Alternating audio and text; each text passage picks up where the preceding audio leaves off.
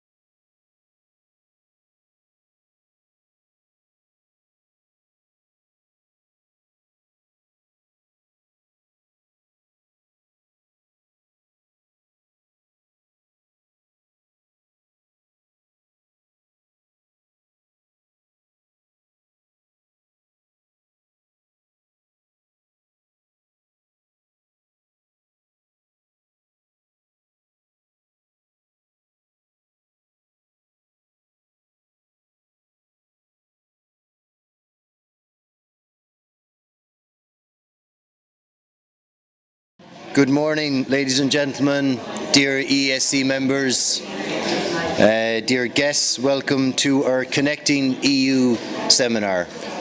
Do we have this working? It's working okay, I received thumbs up. If I could ask for your attention, please. Thank you.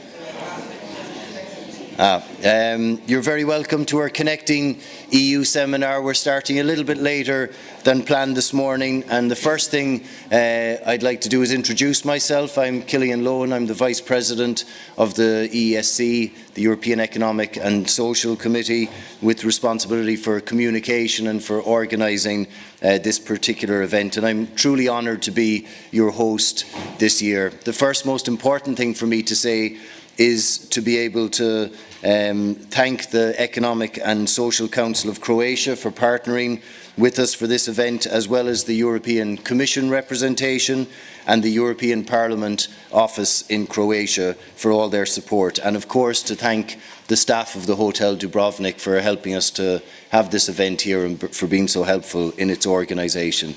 It's a real honour to be able to be here in person again as we continue to get used to the possibility of gathering in person and sharing information and meeting each other face to face.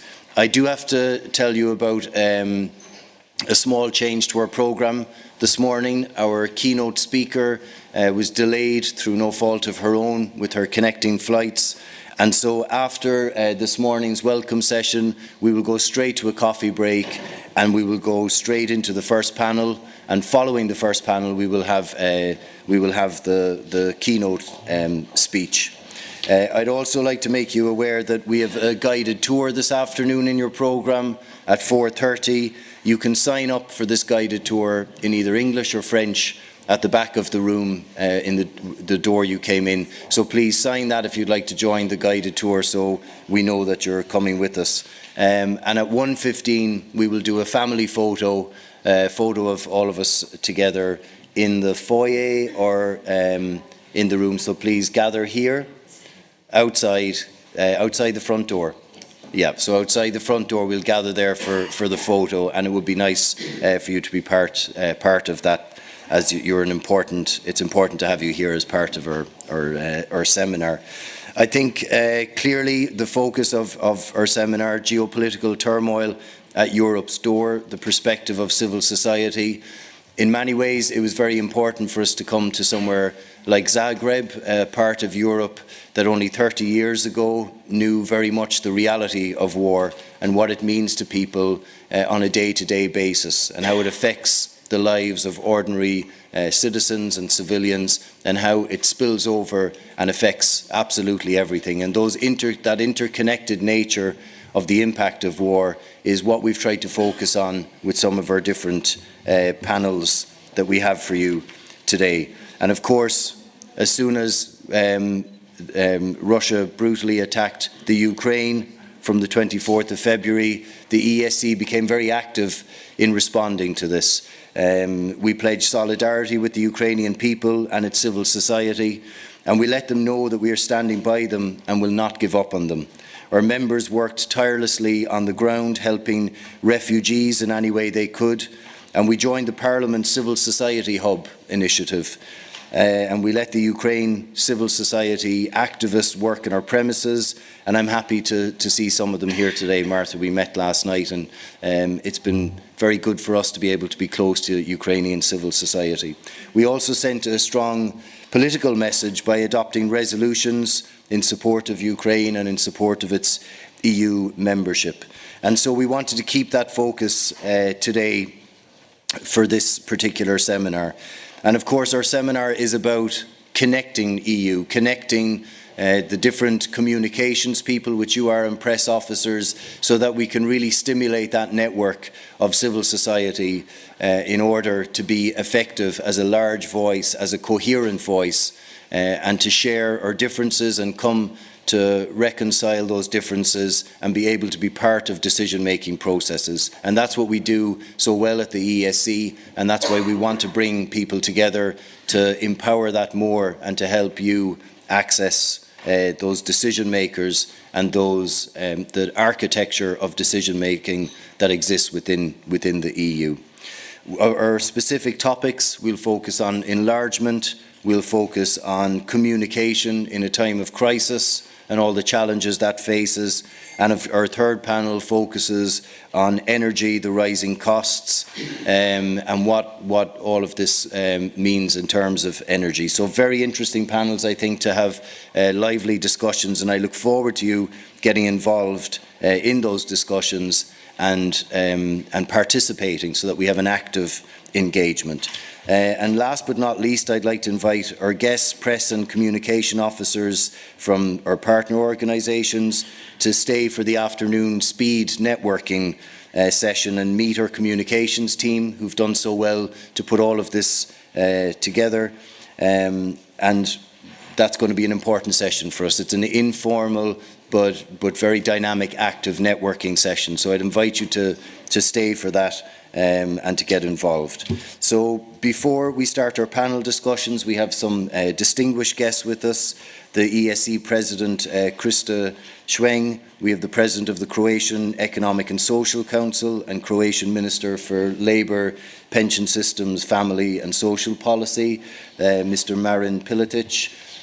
We also have the Head of Media at the European Commission representation in Croatia, Andrea Čović-Vidović, and the Head of the European Parliament Office in Croatia, Violeta Simeonova-Stanisic. So first, I would like to give the floor to our President, Krista Schweng, and ask you to join me at the podium, please.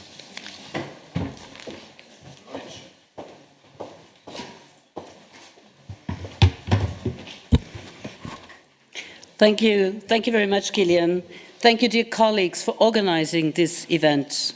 Dear members, dear distinguished speakers and participants, let's try to spend a few seconds to imagine Ukraine in a couple of years.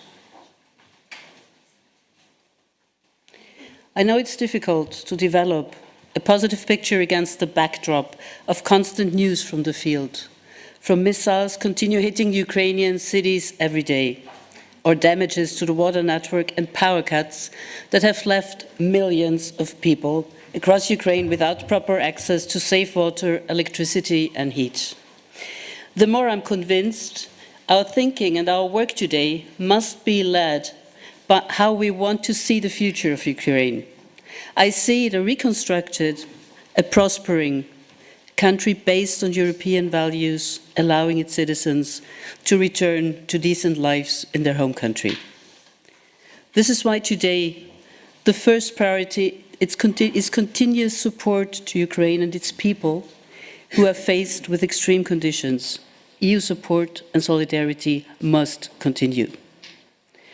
The role of organized civil society in helping people from Ukraine and in managing the current refugee crisis has been major.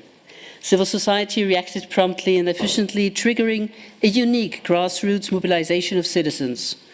There are many CSOs working with incredible energy and efficiency to help refugees by delivering medicine, medical supplies, mental health support and other urgent needs. This horrendous war is fundamentally changing Europe as we have to come to know it in our lifetimes. Domestically, we have to deal with the consequences of such a surge of energy and food prices across Europe. Heat or eat is becoming a sad reality for too many Europeans who struggle to pay their bills. Because of inflation, high energy prices and lack of raw materials, many businesses are closing and the EU competitiveness is suffering.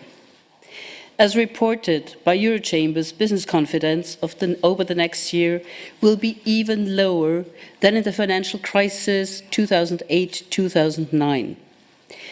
These developments jeopardize the early signs of good recovery from the COVID-19 pandemic. It's extremely difficult to implement an economic policy that can simultaneously reduce inflation and ensure economic growth, employment and the sustainability of public finances. In this context, the revision of EU's economic governance framework is crucial in supporting the EU growth agenda.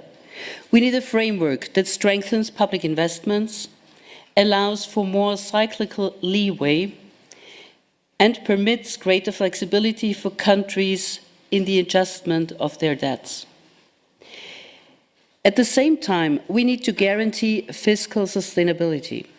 To tackle the cost of living crisis, the ESC supports a coalition against energy poverty, pulling together civil society organizations and policymakers. We are all convinced that the way forward for the European Union is to show that nobody will be left behind and to ensure that our societies become more resilient to future crises, which are sure that will come.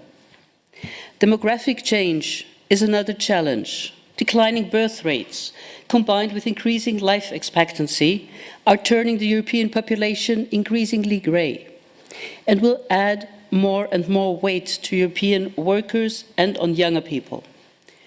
Promoting solidarity between the generations and including as many people as possible in the labour market, including more women, young people and migrants, needs to become a true priority for the European Union. Dealing with yet another crisis, global one, the climate urgency, cannot be put on hold, as we were remembered by COP27. COP27 clearly showed us how important it is, and it will be, to convince all parts of the world to step up efforts to fight climate change. Europe must definitely lead by example. At the same time, we need to make sure that the European example with a global share of CO2 emissions below 8% does not remain a drop in the sea. The rapid shift towards decarbonized economy will entail massive challenges for companies, workers, citizens and regions, especially those that are most reliant on carbon-intensive sectors and industries. All of them need to be supported and taken on board in this green transition. Especially businesses and their innovative power must be seen as a part of the solution. Dear ladies and gentlemen, the geopolitical shifts and challenges have impact on all of us, and these times are also difficult for democracy. Democratization suffered in 2021. The worldwide percentage of people living in a democracy fell to well below 50%, and authoritarian regimes gained ground. While civil society is a vital component of democratic life, and an open civic space is a precondition to maintaining healthy democracies, today we are unfortunately witnessing a worldwide trend of containment of civil society, referred to as the shrinking civic space. And the sources of citizens' fear and anger are complex phenomena. But anger certainly results from a feeling that democracy does not deliver on its promises, and that people are not heard, and that democracy does not bring efficient public policies that help and support people. And here I want to return to the topic of last year that is still crucial, the Conference on the Future of Europe and its follow-up. As important they are, democracy cannot be reduced to purely elections. We know how autocrats might gain power through legitimate elections, setting then illiberal democracies. To address such a drift, we should reinvent democracy beyond elections, increasing the resilience of European democracy. We, the European Economic and Social Committee, as the House of Organized Civil Society, represent the voice of grassroots Europe.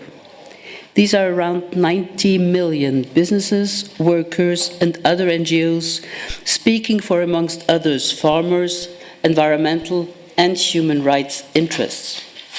We stand ready to get fully involved, even acting as a central hub for future citizens' panels and becoming a centre of excellence in all matters relating to citizens' consultation and participatory democracy. Democracy is certainly not only made by institutions, and it requires, therefore, us to foster education and democracy and fundamental rights. This is instrumental for safeguarding democratic values and active citizenship, especially for young people. To conclude, you might know the saying, those who sleep in democracy might wake up in dictatorship. Yes, we are faced with a global turmoil and many various challenges, but our democracies are challenged too. It is up to us all to defend and improve their functioning each and every day. This is also the role of organized civil society. And while not neglecting shortcomings, I'm deeply convinced that especially the EU model of democracy and all the benefits it brought for our continent provides us with many good reasons to do so. Thank you.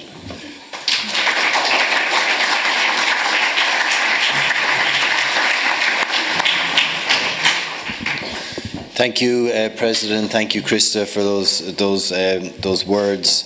I'd also now like to give the floor to the Minister who has joined us, and thank you, Minister, for the support in organising this event here in Zagreb, and we look forward to hearing from you. The floor is yours, and just to remind guests, those of you who need it, there will be translation available because I think you'll speak in Croatian.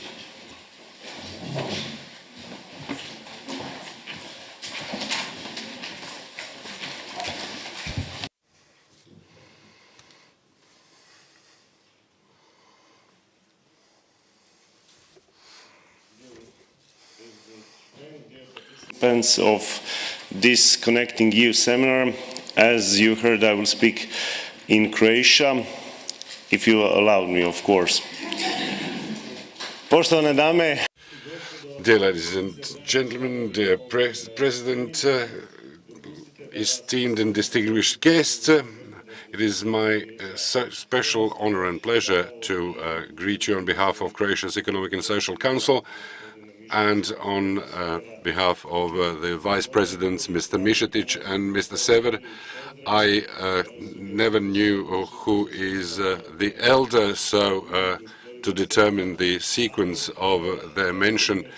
But anyway, on behalf of the entire team of Croatia's Economic and Social Council and on behalf of my ministry, I would like to greet you here today. At a moment when we have another month before Croatia even enters even deeper integration into the European Union by joining the Schengen area, it was our pleasure to become partners to the EEC and to co-organize this event, and we wholeheartedly support the choice of the topic for today's and tomorrow's seminar. It wasn't long ago when Croatia used to be in completely different geopolitical circumstances. Many of us here today remember then we were on the other side of the border of the EU. 1/3 of the country was occupied then. Assets were destroyed. We had UNESCO protected site being under attack, such as Dubrovnik. At that time, a song emerged that many Croats still like to sing, and I quote, "Europe, you can stop the war." We remember the lyrics of that song from back in the 1990s. Now today we are in completely different circumstances. We are a member of the EU. We are about to adopt the euro as our national currency. We share the same values within the Schengen area, and we feel what is going on in the extreme east of Europe, in Ukraine, which is suffering a devastating aggression, where the values that you mentioned were under threat. Somebody woke up in a dictatorship, having slept in democracy, in a dictatorship which is waging a war of aggression against an internationally recognized country,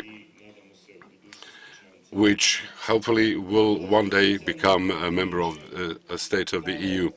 The Economic and Social Council, such as the same way that the European Economic and Social Committee plays an advisory role within the government. I would like to express my gratitude to all members, employer and trade union representatives who in the recent years, very challenging years, also faced two devastating earthquakes in Zagreb and 50 kilometers south of Zagreb in Sisak, who have given their contribution to our important work. They were true partners in designing public policies, how to rebuild, how to raise to the challenges of the pandemic, how to respond to the energy crisis, and how to come up with an autumn package of measures adopted by the government recently, which is 20 billion kuna heavy. The same will hold on Monday when we will have our Economic and Social Council meeting, when we will discuss work on Sundays, amendments to the Labour Act, how to strike a greater balance between private and business life, and we will try to bring about the best possible solutions, taking into account the different perspectives of employers, employees, and the government. And it is a special pleasure for me, several days before we go even deeper into European integrations, that we are a host to this seminar in partnership with the European Economic and Social Committee. I hope that you have a fruitful seminar, and I hope that this seminar will send a clear message that Croatia and Europe share the same European values, and that there's no other way but to connect and to jointly create public policies. Thank you. Thank you, Minister. And as we also say, you know, partnerships are so important. And as you talk about that further integration, being able to be here and part of this and have this Connecting EU event in Zagreb is, of course, very important to us. And then we also look forward to hearing from the European Commission, of course. And it's my great pleasure to welcome Ms. Andrea Čović-Vidović, if I've pronounced your name correctly, Head of Media at the European Commission representation here in Croatia. And I think you're going to tell us a bit how the Commission is responding to this very challenging year at the moment. So please, the floor is yours.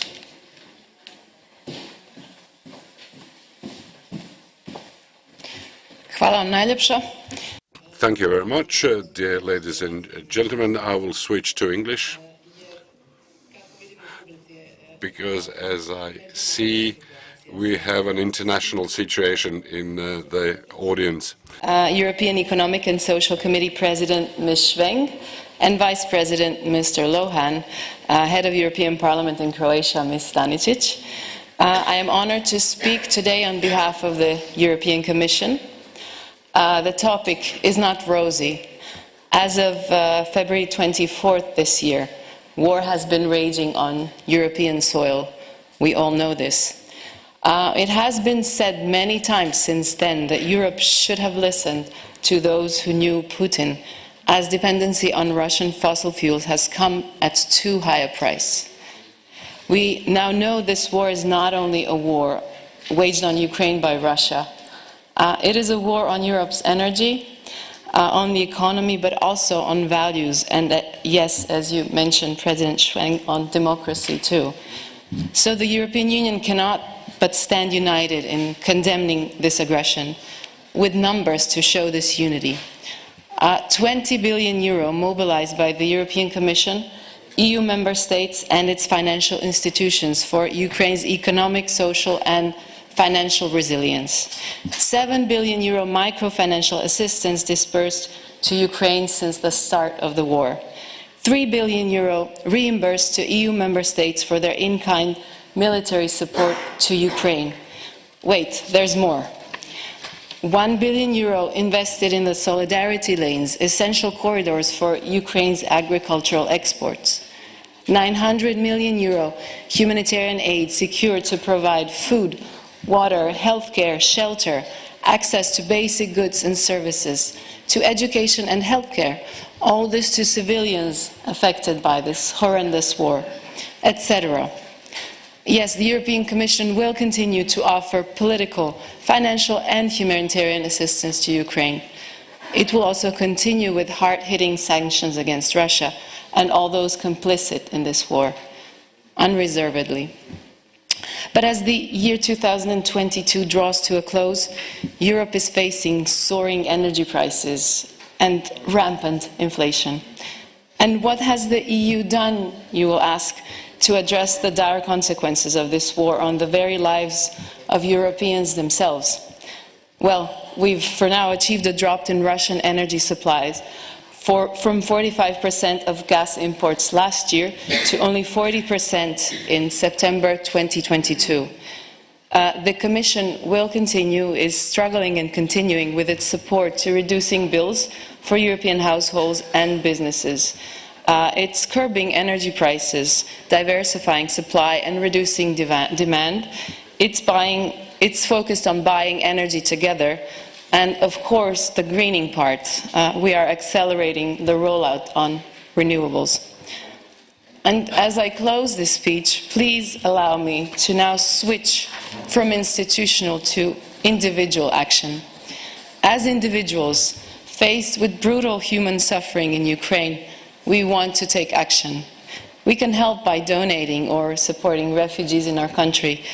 But please do not read this as banal. But by using less energy, we really can help both the Ukrainian people and ourselves.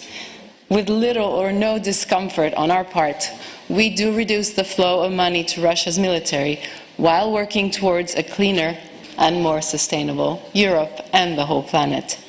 So, let me be a bit mundane here, and let me say, use your car economically, reduce your speed on highways, leave your car at home on Sundays in a big city, in a small one as well, walk or bike for short journeys, use public transport whenever you can, skip the plane whenever you can, use the train whenever you can, turn down heating and air conditioning, adjust your boiler settings. So from war to this very banal thing, there is a connection. Of course, you can also work from home often. That is also something the Commission recommends, provided your employees are okay with it, of course. Anyhow, I am sure the above will be my own active response to the challenging winter season of 2022-2023. Thank you all for your attention. On behalf of the European Commission in Croatia, I wish you a fruitful discussion throughout these 2 seminar days of Connecting EU in Zagreb.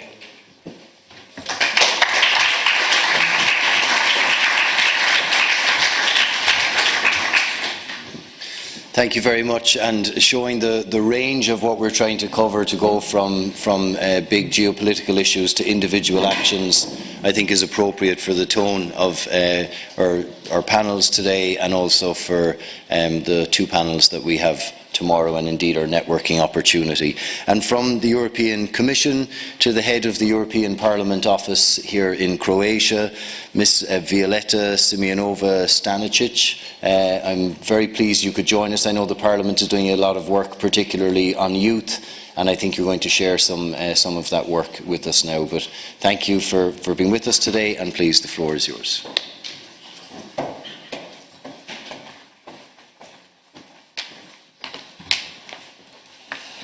Good morning, everyone. Dear President Schwenk, dear Vice President Lohan, dear Minister Piletić, allow me also to say a very personal hello to a dear colleague of mine with whom we worked for a number of years, and he's sorely missed in the European Parliament, Alexander Kleinich. dear colleagues and partners. Since the beginning of the Russian invasion of Ukraine, the European Parliament has expressed full solidarity and support for the Ukrainian people. As a matter of fact, when we were preparing this, let's say, small speech with my colleagues, we had to update all of the time, if you want, the line to take. Because, for example, yesterday, the European Parliament declared Russia to be a state sponsor of terrorism, following its war crimes and violations of international and humanitarian law. We couldn't even update because yesterday afternoon, of course, the European Parliament's website was under a massive hostile attack by what was perceived to be aggressive Russian digital warriors who were immediately after passing this declaration were immediately trying to crash the European Parliament's website and in general work. Also yesterday, I would like to underline that the President, Roberta Metsola, launched a new initiative called Generators for Hope, in which she is calling upon every possible partner from European cities to now try urgently to secure and donate generators for Ukraine, where more than 10 million people are left without electricity, in order to keep water and electricity, at least in hospital and all other life-saving facilities, to provide basic conditions for life-saving through generators. I'm pretty sure that you will, in your work, also communicate all these issues and initiative as well. So, in resolution adopted in October, the members of European Parliament called on all countries and international organizations to condemn Russia's aggressive war and its attempts to seize territory through the use of force in sham referenda. They stressed that the European Union member states and other countries that support Ukraine should significantly increase military aid and reminded that hesitating only prolongs the war and that the price for this is the lives of innocent Ukrainians. Allow me to remind you that President of the European Parliament, Roberta Metsola, was the first European EU leader to visit Kiev in a show of support for the country. The European Parliament also awarded this year's Sakharov Prize for Freedom of Thought to the people of Ukraine, represented by the President, its elected leaders and civil society. Thus, it is very clear that the European Parliament will continue to provide humanitarian, military, political and financial support to Ukraine, including for its reconstruction. It will also politically support Ukraine on its European path. But now allow me indeed to mention on a lighter note some things the European Parliament office in Croatia is doing which are a little bit outside the area of war and current situation in Ukraine. The European Parliament's office in Croatia is dedicated to working with youth, civil society organizations and educational institutions. We strongly support active participation of our citizens, particularly the youngest citizens, in democratic and decision-making processes and in promoting European values. Hereby I want to underline two actions that we are particularly proud of and which demonstrate that our youth has a lot to say on the most important issues of our time and society. In October, in partnership together with Croatian Youth Network, we organized the Western Balkans Youth Forum that gathered key youth stakeholders from the Western Balkan countries with members of European Parliament. The main topic was European neighborhood perspective. We also discussed youth rights, youth employment, and different programs, as well as youth policies. Tomorrow, in the city of Varaždin, not far away from here, we're opening a two-day European youth event, the very famous I Now Gone Regional. It will gather more than 500 people from Europe and beyond to debate on Europe's future with experts, activists, influencers and decision makers. Yes, war in Ukraine, fight against disinformation, energy crisis, sustainable development, future of Southeast Europe, All these topics will be discussed in different panels and formal and informal debates. To conclude, the very dynamic Office of the European Parliament in Croatia is at your disposal and more than happy to cooperate and be partner with you on themes that are of interest to our citizens and youth. I wish you every success in your work and in this seminar as well, and thank you so much for being here today.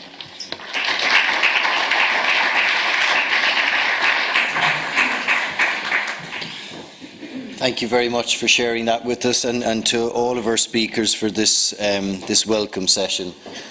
As I mentioned at the start, our keynote speech is delayed until 12:30, just before our lunch break. But we will take a quick coffee break to let you soak in what you've just heard and to do a little bit of networking. But in order to keep on time, I think we'll start the next panel at 10:40 sharp. So that gives you 15 or 20 minutes for a coffee break. But please, we'll actually start it at 10:40 on time. So be in your seat and ready to continue. Thank you.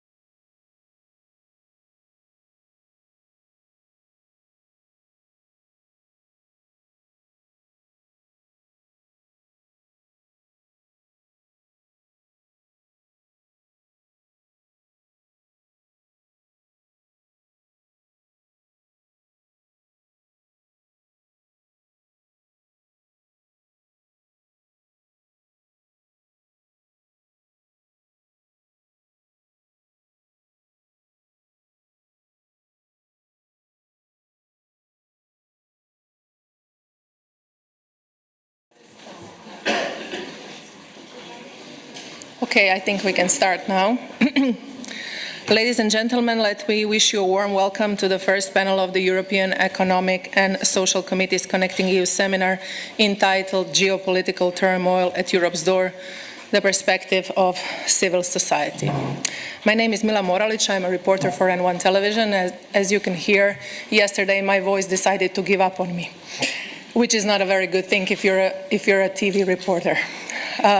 However, I will try to pull this through to the point when it comes too painful for me or too irritating for you. We will try to find a different solution. The title of our panel is In the Shadow of War, Europe's New Geopolitical Context and Consequences for the Future of the EU. We will talk about the future of the EU enlargement. In this panel, we want to explore the impact of Russian aggression in Ukraine on the EU geopolitical landscape, namely on the enlargement process, which has been stuck in limbo for a very long time, with the last country entering the EU being Croatia in 2013. We will discuss if the membership bids by Ukraine, Georgia and Moldova can breathe a new life into the process, and if the war has made the EU finally aware of what it is at stake, if it forgets about the immediate neighborhood, the Western Balkans. In that terms, I think that the title of our seminar maybe can be not the turmoil at Europe's door, but maybe already with one foot into Europe's living room. Now I would like to invite the president of the EC Civil Society Organizations Group, Seamus Bolland, to give a brief introduction to the panel. And first, I will shortly introduce you. Mr. Bolland has been the president of the SC's Civil Society Organizations Group since 2020. His policy and political interests include the eradication of poverty, social exclusion and inequality. Mr. Bolland has worked in the civil society for over 40 years, including with young people, ethnic minorities, people with disabilities, and people living in rural isolation. He's also a farmer. From 2007 to 2013, he was a member of the first Press Council of Ireland. Mr. Bolland, you have the floor.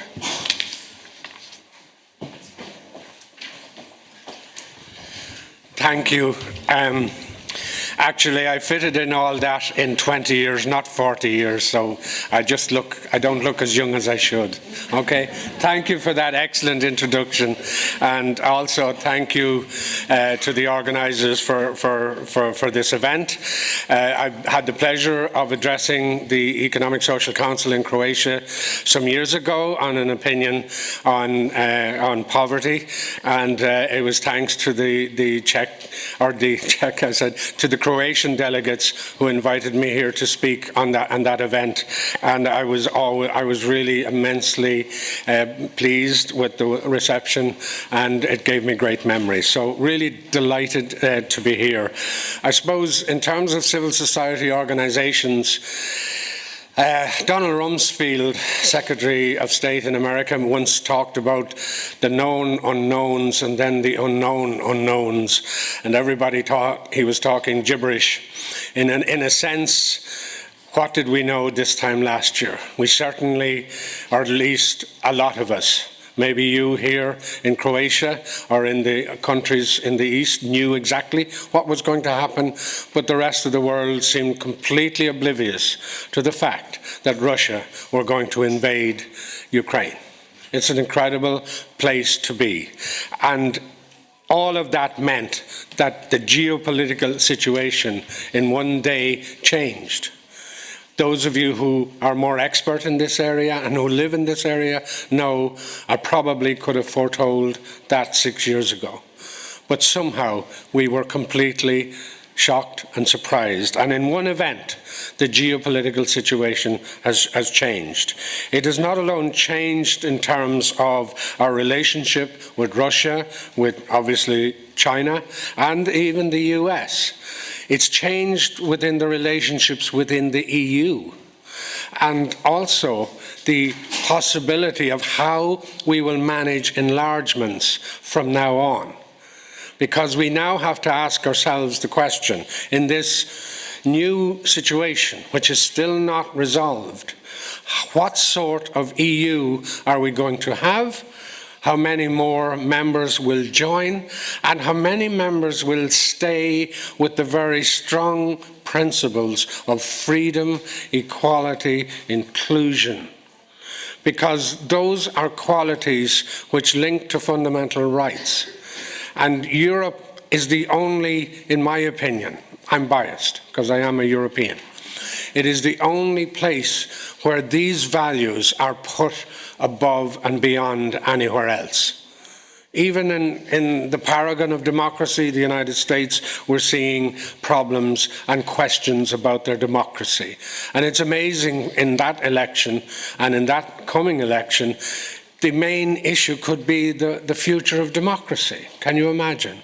So in Europe, the geopolitical situation has radically changed. I came across an article in The Economist in 2020, and it said, the move to a new energy order is vital, but it will be messy. What a prescient statement. In 2020, some people thought things are all wrong. 72% dependency on Russia. Then we have other dependencies all outside of Europe on batteries, on wind turbines, on oil, on gas. So Europe has suddenly discovered it is not in a good place.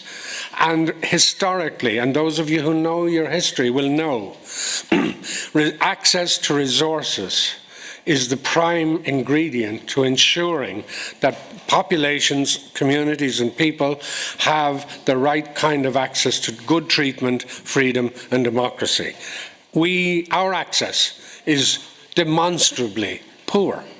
And we now have to go into the situation where we have a lot of pain to take on while we manage to change that. And you already heard the communications member in the EU from Croatia saying this morning, this is what we have to do. Careful how we use our cars, our dryers, our electricity, careful how we live.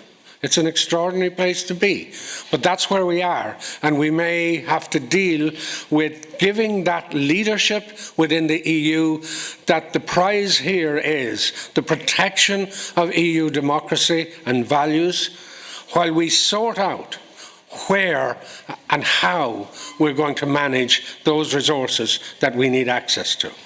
That is a huge challenge. In June, the ESC adopted a second resolution on Ukraine, which I was one of the co-writers, along with Stefano and Oliver from the other groups, the other group presidents. We really talked about membership candidate status. However, the resolution stated that the candidate status be granted without detriment to ongoing accession process of the Western Balkans. And that's a very sensitive issue because we do have to manage the Western Balkans in a very careful and sensitive way. We're lucky in our group, civil society organizations, to have excellent experts. Christian Pervalescu is already here from Romania, and others who manage this for us. But now it's right there up front, and we really need to manage it in a proper and honest way. But remember, Europe can only take members who fulfill the criteria of democracy. Otherwise we develop a Europe with enemies within, and we do not need that either. We have to be consistent. So, in other words, in that opinion, we ask that the conditions of candidature are clear and transparent, that they fulfill the obligations to fundamental rights, to law, to the management of poverty and access to services, to equality. That is absolutely essential. Otherwise, EU loses the reason it exists. In fact, recently, Mr. Michel, President of the European Council of Europe, said he looked at the more gradual, phased-in integration of candidate countries. And I wonder what you, the panel, will say to that. How do we manage that process? You will probably give a lot more wisdom than I am in terms of how do we manage this extraordinary geopolitical situation. Mr. Šefčovič, our Commissioner, said at our own plenary, to maintain EU's social market economy, we must be within 3 top global economies. That's ambition. That's a Europe that's not just looking to be inclusive and equal, but it's looking to exercise itself and put itself in a place where it has the power to deal with the kind of aggression we've seen, sadly, from Russia. That aggression will never go away. And as another great man, Churchill, said, we learn nothing from history. And heavens above, we have learned nothing from a World War II. And it's quite sad that that is the case. So what is the new geopolitical situation going to be like? It's about creating novel structures to deal with the new security reality. We can't back away from that reality. We are vulnerable. It's about managing the infrastructure in terms of food security, in terms of the free movement of people. Defence, energy, all of those are suddenly, whether we like it or not, on the agenda. And that is going to challenge the EU in a way that I believe will either make it or break it. So, my friends, this morning I've expressed my views. I hope my colleagues in civil society organisations will find similarity, that these are also our organisations' views. I've focused on the energy, I've focused on enlargement, the new European geopolitical community. Democracy, without the first part of it, demos, has no place in Europe. Theocracy, in other words, is our enemy. We have to have democracy. We have to have inclusion. We have to have fundamental rights and freedom as our main fundamental value. I wish you well, panel, and thank you very much for listening to me.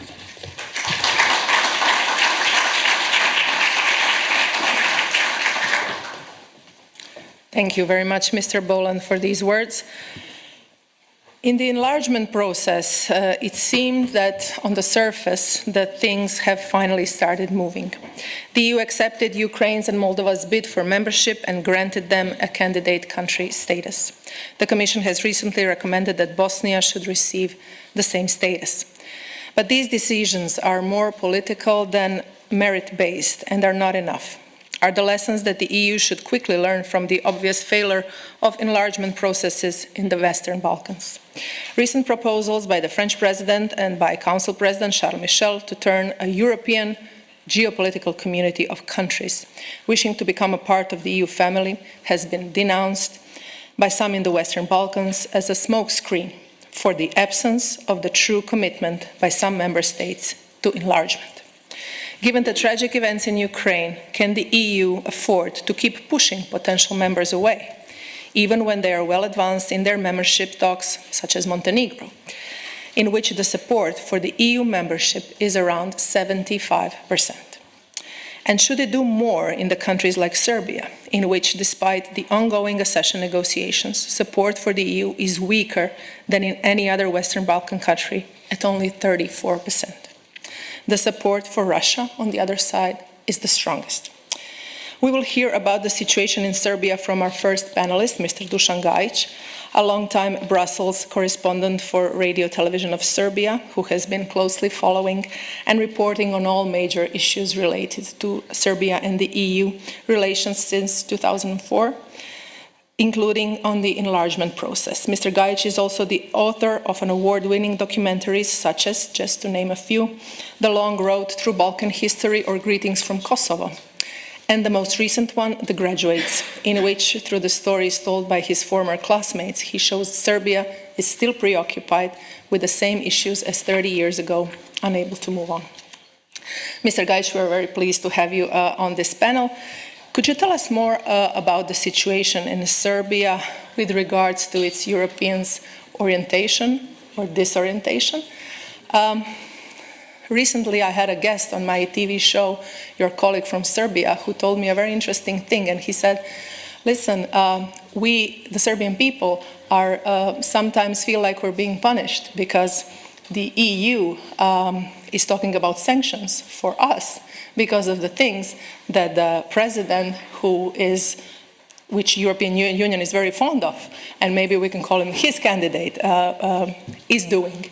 So this is sometimes like the atmosphere in Serbia that the people are feeling. I'm sure you can shed more light to this. And do you think that the fact that the number of Serbian citizens in favor of European Union declining is something that can be dealt with? And has the Serbian society fallen into apathy, or there are still forces within the society who can change this? Thank you. Thank you for the introduction, and thanks for having me here on this panel. It's a pleasure to participate in this debate, although I don't have an easy task now, to explain Serbia, but let me try. You made a very good introduction and a quick portrait of the situation, and I would agree with the word you used, the European disorientation. And since you mentioned one of my documentaries, The Graduates, I must say that actually the need to address this disorientation or the ambivalent relation of Serbia with Europe was at the heart of my motivation to work on this. And this documentary tries to offer a critical review of the last 3 decades of Serbian history through the prism of a school generation, my school generation, that graduated from high school in 1989, the year of big change, a big opening of Europe, and a period of high hopes. So fast forward 30 years later, where are we in Serbia? Well, today you see that not only Serbia 3 decades and more later has not become a member of the EU, unlike most of its eastern, western and northern immediate neighbors, but it's not longer sure that it wants to and where it belongs in terms of politics, geopolitics and values. And this situation has been even more exposed with the war in Ukraine, which was like a trigger to a growing anti-Western, I don't know if I could use anti-European sentiment there, but it's a unique case, I would say, in the region and in Europe. Although a candidate country, Serbia is not able to see the war in Ukraine as the rest of the continent. And this exceptionalism, I think, should be addressed and should be understood not only for the sake of Serbian society, but also for the sake of good understanding of European policies on the region and its failure. So in my view, my modest view, there are at least 3 main reasons for this exceptionalism. The first one is obvious, and the direct reason, it's when you look at the dominant public discourse in Serbia, you see that the Serbian public has been fed with anti-European and pro-Russian narrative for a number of years. It comes from the authorities, from media, also from a good part of the opposition. And there, politicians, the authorities quickly understood, in my view, that EU membership is a nice but distant goal, sometimes in the future. But in the meantime, Europe can very conveniently serve as a scapegoat. So by portraying Europe as unfair, biased, hypocritical and so on, they secure themselves in a way from possible criticism that would come from Brussels and other capitals and discredit Europe as arbiter of their success and progress and so on. Also that secures them from internal pressure. But beyond this immediate level, I think there is a more underlying cause of such a public discourse there in Serbia, which enables such an attitude, and that has to do with the nature of Serbian nationalism. and its anti-European and anti-Western component, which is not something from yesterday. Now, I don't think that there is a good nationalism, that such a thing exists, but some can be particularly destructive or self-defeating, if you like, in this case. And this type of nationalism that has been solidified in the times of Milosevic continues until today. At the heart of this type of nationalism is a constant tension between the so-called European orientation and the so-called national interest. So those two, in this case, are often in conflict, unresolvable conflict, and that's visible in case of Kosovo issue, for example. And that somehow prevents always a decisive step towards Europe. And finally, this position cannot be understood without taking into consideration also the policies of Europe and the way Europe has responded inadequately and short-sightedly, I would say, to the European aspirations of Serbia and others in the Western Balkans. And, to cut it short, 20 years and more of this European road, it's just simply too long for the process to be credible, understandable, meaningful, supported by the public. And for many in Serbia, it started to feel like a long race with obstacles, no end in sight. And here we are today in this current situation that is shaped by all those aspects that I mentioned and probably some others. So where are we today? I would say stuck in between Kosovo impasse, troubles with democracy and the rule of law, the ambivalent relations with Europe, non-alignment with policies on Russia and Ukraine. So is EU membership for Serbia in such a context still an option?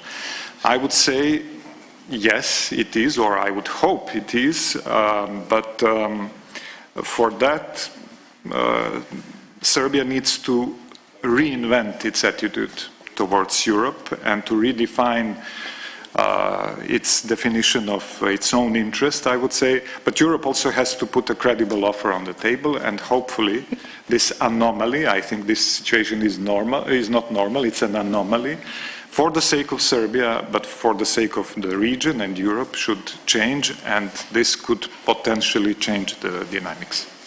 Thank you very much for your answer, and I'm sure our audience will be very interested to hear from you. Is the support for Russia in Serbia still as strong as it seemed to be at the beginning, with rallies being organized, with Putin's pictures all over Belgrade and other countries in Serbia? Perhaps that was the only kind of protests that were being held in that time. The Serbian president seems to try and balance still the pro-Western and the Russian-aligned foreign policy. How long can he do so? Yes, I'm sure those images you mentioned were shocking to many elsewhere in Europe. But I think this support for Russia should be taken with a pinch of salt, in the sense that it's a relative support, and I would say that it reflects more the history of Serbian relations with the West than some genuine pro-Russian sentiment. And it's more about resentment towards the West than anything else.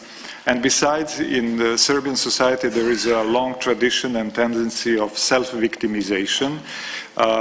As people see their country as a victim of unfair treatment by Western powers, and that discourse has been nurtured by politics, by politicians, because it's convenient for them.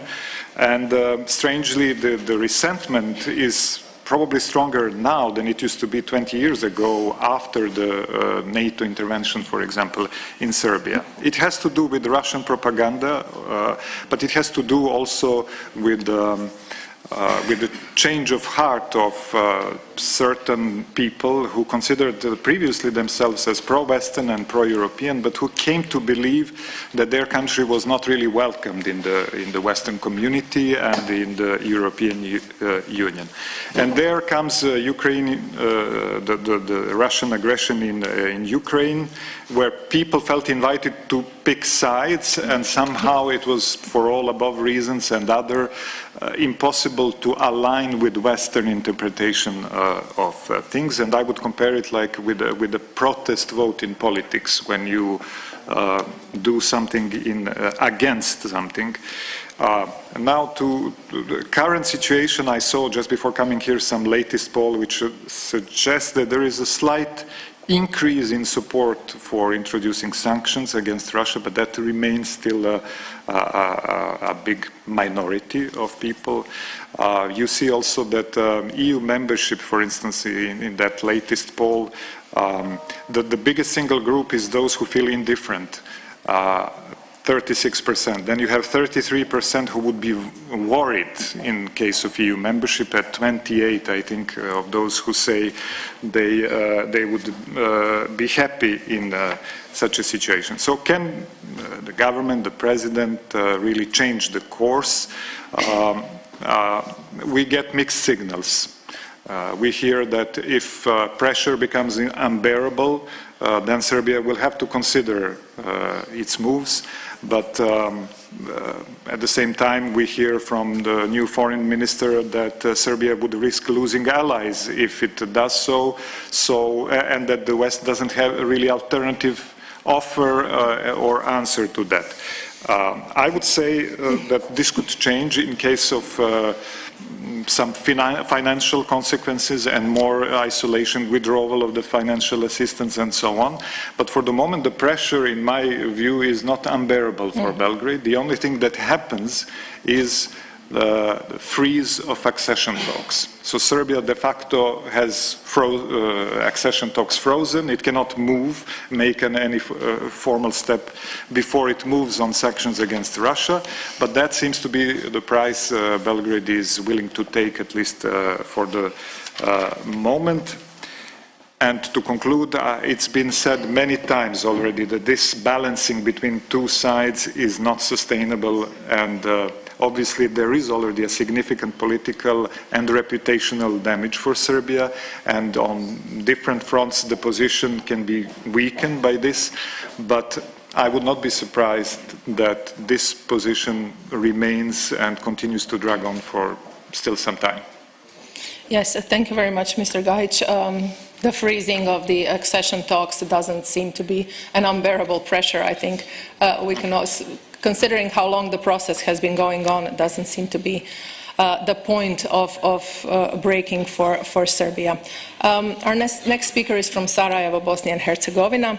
I'm happy to welcome Mrs. Leila Bičakčić, one of the founding members and now the head of the Sarajevo-based Center for Investigative Reporting, which specializes in reporting on corruption at the highest levels. Its stories led to the indictment against the former prime minister.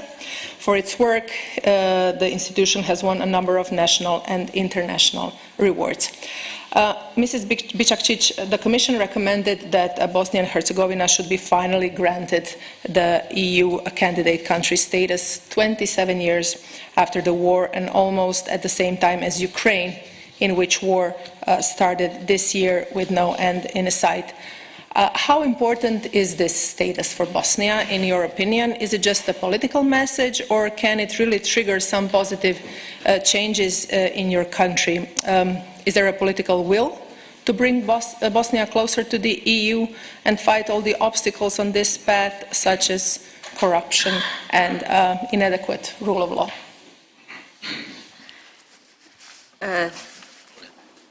Okay, thank you. Thank you for the invitation. Yeah, Bosnia has been known as a notorious one, I would say, in the Western Balkan, where despite significant and long-standing support from the international community, including, of course, at the beginning the US mainly, but then followed by the very, very strong presence and very strong support by the EU, did not actually make much of a progress. We are seeing that we are basically going back to the ground zero in terms of the reforms, and that all necessary reforms are supposed to start from scratch, including the judicial reform.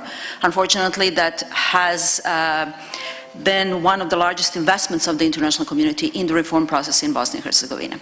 In the context of the candidacy status, it is important in the context of the geopolitical position that Bosnia is finally granted the status. Unfortunately, what is negative side of this political, and it's only political decision, it's really not based on any merits, particularly not based on the true attempt by the local authorities in Bosnia to move closer to the EU and fulfill the conditions that have been very clearly listed with the very concrete indications of success. We haven't made much of a progress whatsoever. In 2018, we received the opinion from the EU listing 14 priorities, out of which for 4 years we have we can talk about the 1.5 condition being fulfilled, but even that 1.5 is not really a progress. It's been actually just registered as a success without the true impact on the processes. This year, just a couple of months ago, we have received a provisional recommendation for the candidacy status, listing 8 new priorities, or it's basically derived priorities from 14 to 8 that needs to be fulfilled, or a credible attempt, which I have a very strong negative sentiment toward what would credible attempt mean, but credible attempt would be sufficient for Bosnia to receive the decision in December on granting the candidacy status.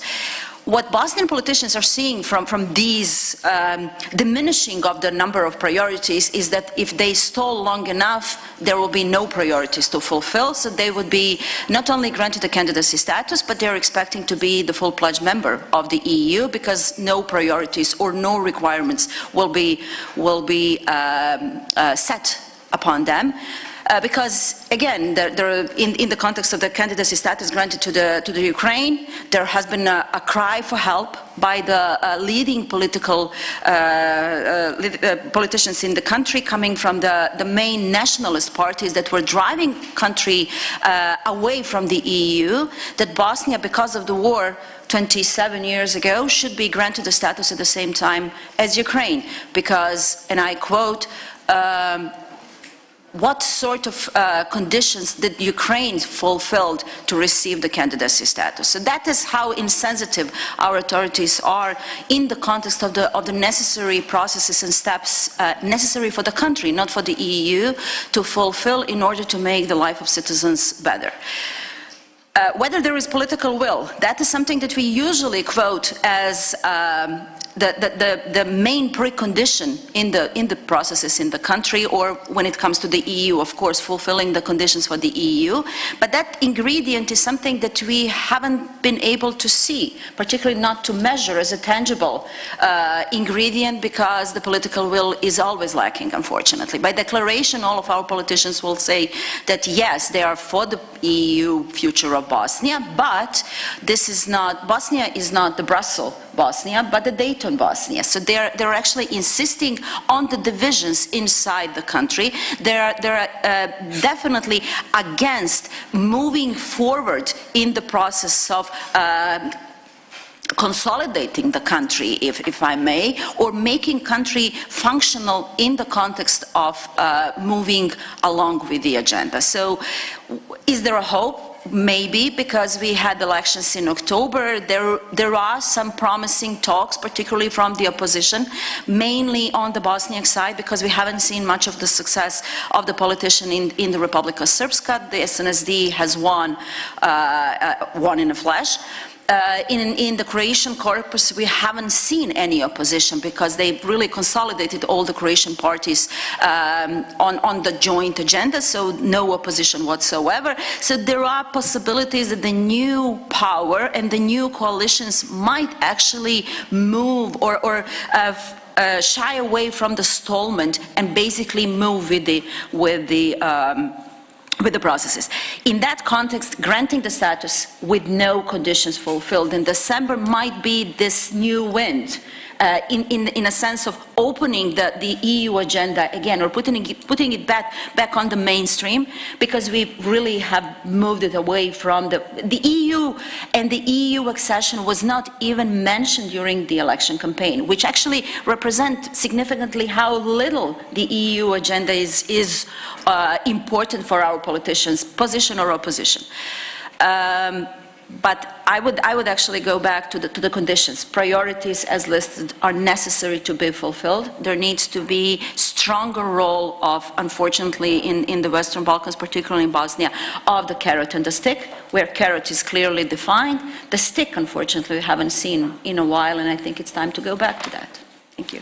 Thank you. I think after your words, it maybe become a little bit clearer why using the term notorious for Bosnia and Herzegovina is applied here. And what is the role of civil society in this respect? What concrete support should Bosnia get from the EU to be able to implement necessary reforms?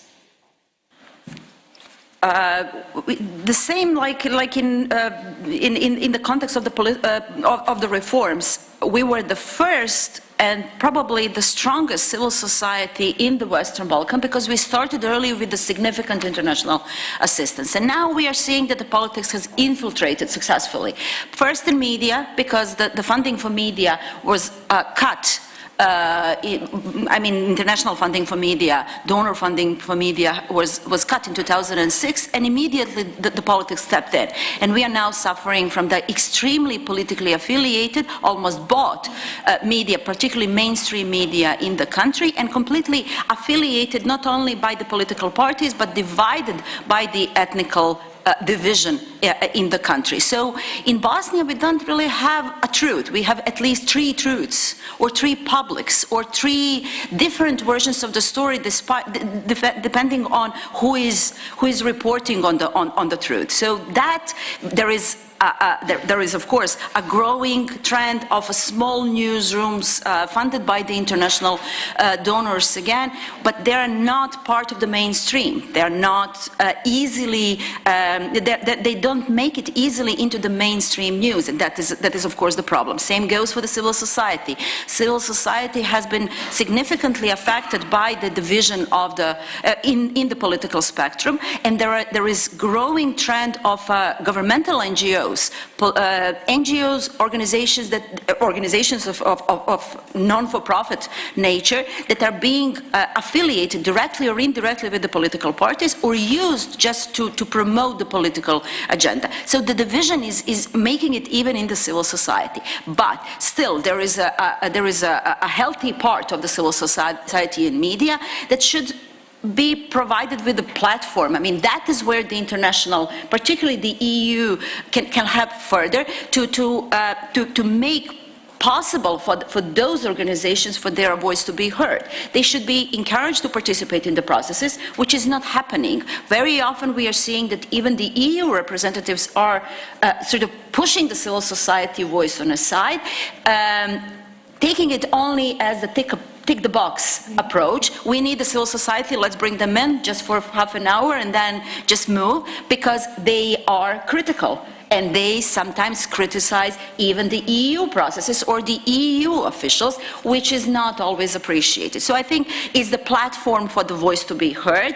It's an equal partnership where civil society representatives are called to the around the table to participate in the reform processes, to give their voice and to encourage particularly the youngsters, because we need to do something for the young generation, just to make sure that there are possibilities even in the civil sector to actually help with the reform processes of the country. Otherwise, the politics win. I would say if that is lost, then we are actually just giving the success, or giving the victory to the nationalist parties, which made us where we are, or what we are today. Thank you very much for your insightful comments. Our next speaker is also from Bosnia, but has a Berlin address.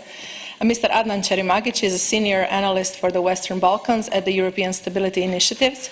He is researching EU policy on the region. He has a degree in law from the University of Graz and in EU international relations and diplomacy from the College of Europe in Bruges. He's a member of the advisory board of the International Institute for Peace in Vienna and the International Advisory Board of the Belgrade Center for Security Policy. Mr. Cherimagic, welcome to this panel. You're the expert on the Western Balkans, and we can say that enlargement is and has been in the focus of your research. So, in the light of the return of the war to Europe, is there still time, in your perspective, for the EU to play its cards well on the Western Balkans, instead of relying on wishful thinking that all will possibly end well, like it thought it would end well in Ukraine? How dangerous is it for the EU not to develop a credible and concrete model of integration? And what should this model entail? Can it be also applied to Ukraine, Georgia, and Moldova? Thank you very much. First of all, thank you very much for having me. I'll start, or my answer to your question will be through three things that I think we keep on pretending that are true, but they're actually not that true, and they are disabling us from seeing what the policy steps should be. So the first one is that we keep saying that the war returned to Europe with the invasion of Russia on Ukraine. While in fact, since 1990s, we have seen three Europes. One is the core Europe, EU 15, where you had both prosperity, peace, and democracy developing.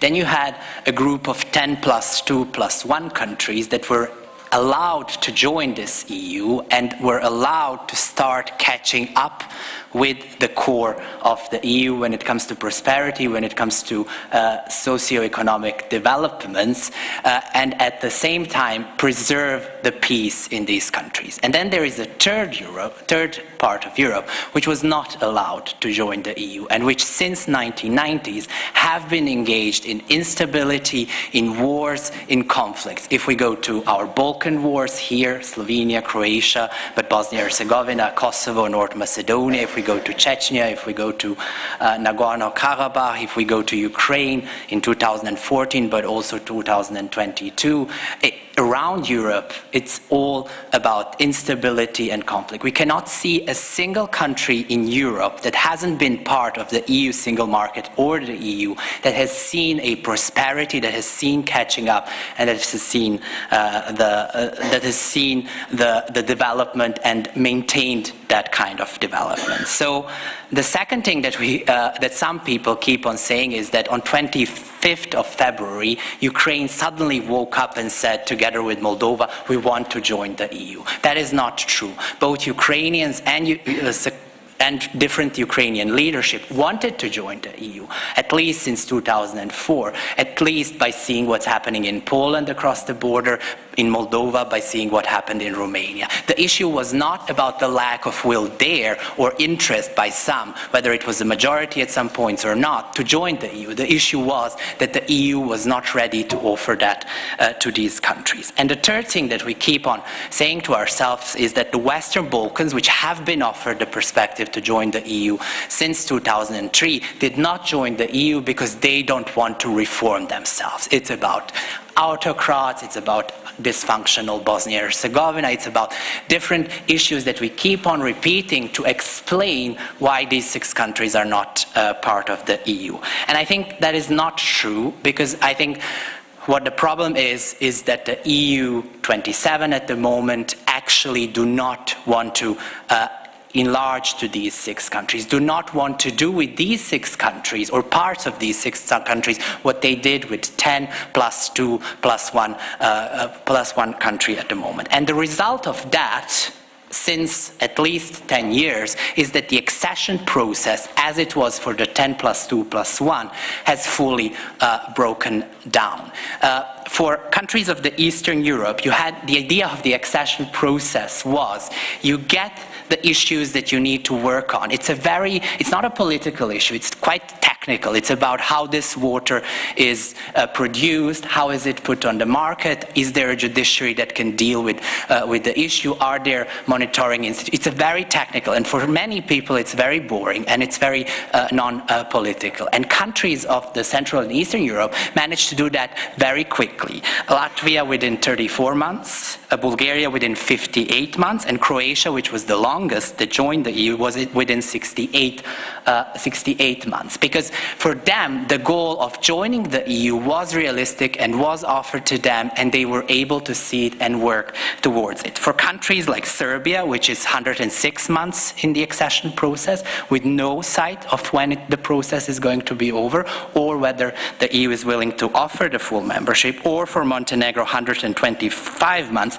this process has turned into a farce and is a broken process. Because, for example, North Macedonia, which since 2017 has dismantled an authoritarian government, which was, not just organizing, but meddling into judiciary, meddling into economic affairs of the country, which was, where journalists were being, being threatened by bombs, being hurt because of their reporting, etc., etc., is actually today better prepared than Serbia and as good prepared for the EU membership as Montenegro. But in the process, it has just opened the accession talks, and the idea of North Macedonia finishing the accession process within 34 months is something of sort of a blasphemy within the EU. So to understand what is possible, we need to understand, I think, these three things. People want to join the EU not just because of prosperity and the funds, but because it means peace for them.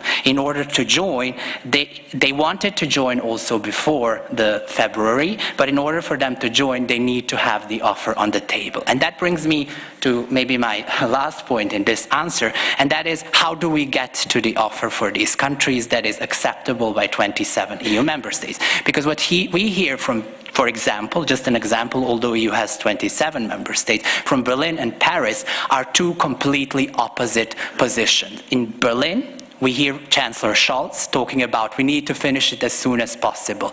19 years, what Dusan said, is too long. We need to get it done.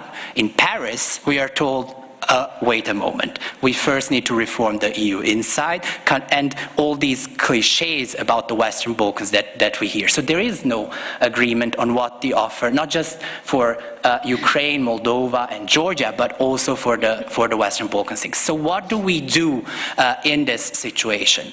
My proposal, because your question is very direct, or proposal of the think tank that I work, is to do what we did before. Because that methodology has worked. We don't need new methodologies. We didn't need to reinvent the accession process. Is to say what we said to 10 countries, to 2 countries in 2007. There is a point in time when we want you to be ready to join the EU. We want you to adopt standards, to align the acquis, to get your institutions sorted out, and that point is, for example, 2027 or 2030. At that point, if the EU is reformed, if we improve the decision-making in the EU, and if we say politically we are ready to be EU at 36, those of you who reform will get inside the EU. In case that doesn't happen, you will at least be part of the EU single market and the 4 freedoms, in the way that Austria, Finland joined first the EU single market and then a year later joined the full EU membership. Because that kind of offer is concrete. It's what I've talked about. It's very technical. It's about getting the process done, and it is something that potentially can motivate the countries to then change all these things that my colleagues rightfully pointed out as negative in our region. So a concrete date, make the process very technical, and then push the countries into that direction. That seems very interesting. You spoke about 3 Europes that existed or still exist in that way. Now we have a more or less formal initiative on the table coming from the French President Emmanuel Macron about the European political community. Is this initiative that has been denounced by some in the Western Balkans rightly feared as a substitute for enlargement, or it can turn out to be a plausible interim solution? I think that for countries in the Western Balkans, now for Ukraine, Moldova and Georgia as well, there is no substitute for the EU enlargement. What we live at the moment is the substitute for the EU enlargement, because there is no evidence that being outside of the EU or being outside of the EU single market will enable you to prosper and catch up with the center of the EU in socio-economic, in political, in any other way. So it would be foolish from us to tell any of these countries that there is some kind of alternative, that, you know, you can be outside but somehow, you know, align and become a part of it. And I think in that sense, all these countries were rightful to say we don't want alternatives. Second thing, I want to go back to what you said, very technical. I mean, EU integration process is very technical. It's about adapting institutions, it's about aligning institutions, it's about creating confidence between different countries, different people, in order to function in a system that is somehow aligned and somehow on the same level. So if we talk about the European political community, that is not obviously the aim of it. It's at the political level to create socialization between a very strangely and very diverse group of countries, from Azerbaijan to the UK, from Spain to, to Estonia. So in my opinion, this is a political project. It will lead to political exchanges, but it will not be substituted and cannot be substituted, because EU enlargement and peace and prosperity on our continent is not about politicians meeting and having photo ops, but it is part of it. The second thing which I want to say is from the point of civil society organizations. This initiative exists, it's there. We can say it's too little, we don't like it, but there is a political will to invest energy and resources in it. So for me, the question is whether some of the experiences that we in the Western Balkans have from the Berlin process, which I don't want to go into detail, where also politicians are meeting with the EU representatives and talking about different issues, can be used for this project as well. To say, in parallel with the European political community and politicians meeting, let's have civil societies from Azerbaijan to UK, from Spain to Estonia, meeting and discussing real issues that the societies in these very diverse and different countries have, and send then a message to this forum, what is it that the citizens and civil society as such is interested in. I think that might be, a useful thing to think about. Thank you very much. You mentioned another initiative, the Berlin process, which is meant to improve regional integration and cooperation, encourage the Western Balkans alignment with the EU. The Berlin process does not involve only the political level, but also, as you mentioned, youth, businesses, and civil society. We will hear more about this from our next speaker, Mrs. Marika Jolai. Thank you very much for joining us today. You're the team leader and the key expert on the European Commission's Global Exchange on Religion in Society project. Previously, you were a senior researcher and head of the Conflict and Security Cluster at the European Centre for Minority Issues. You're a member of the Balkans in Europe Policy Advisory Group.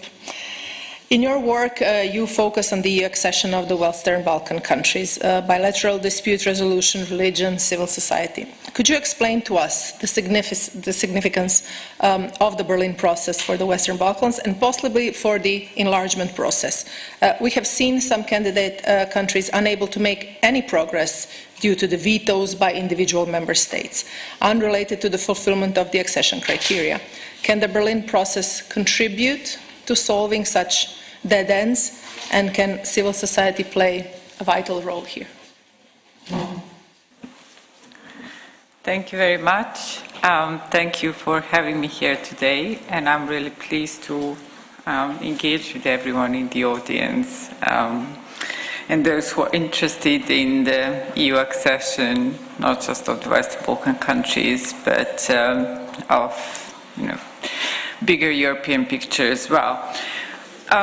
Berlin process has been established in 2014 when the EU enlargement process stalled formally.